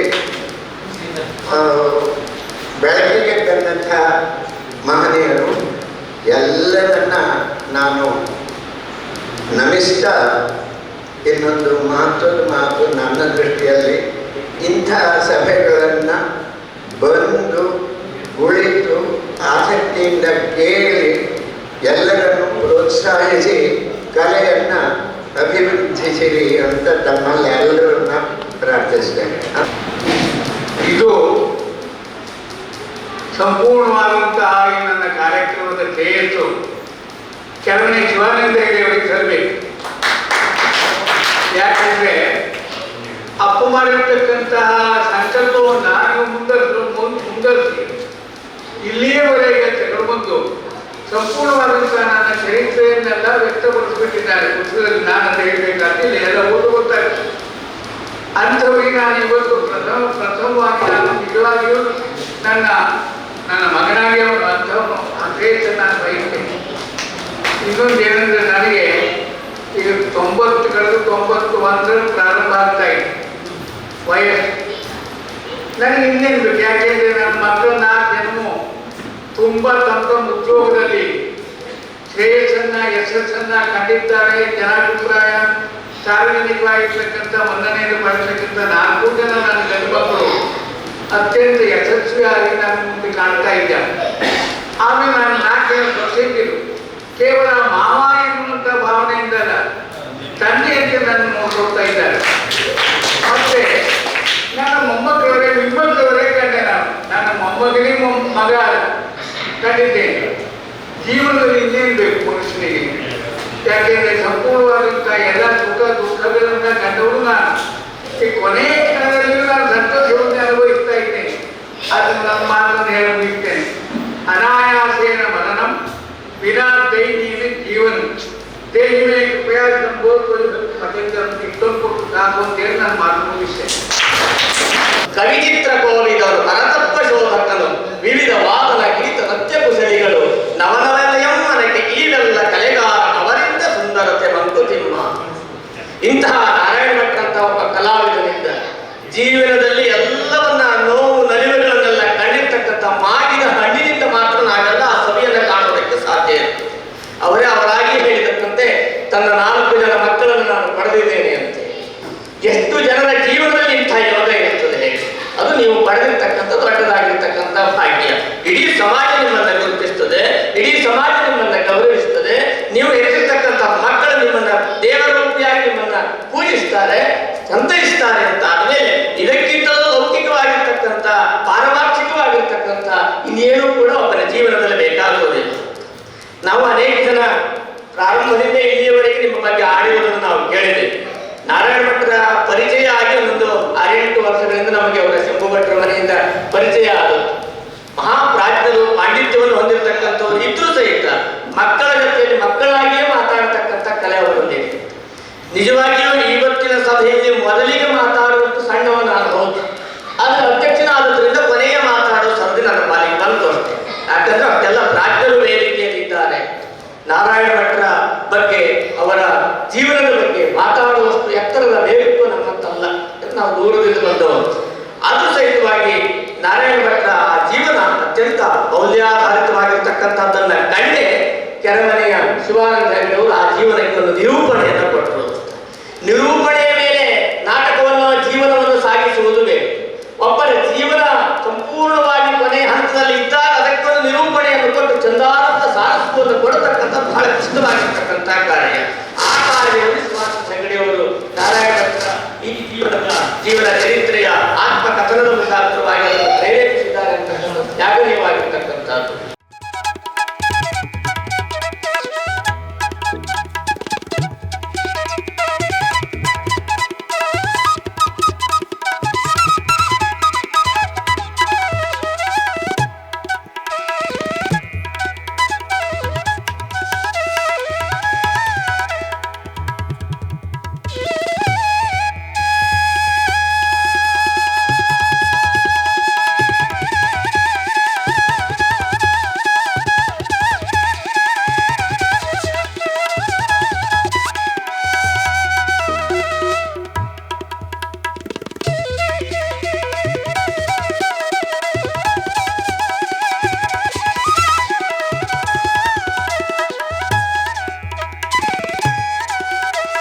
ಧನ್ಯವಾದಗಳು.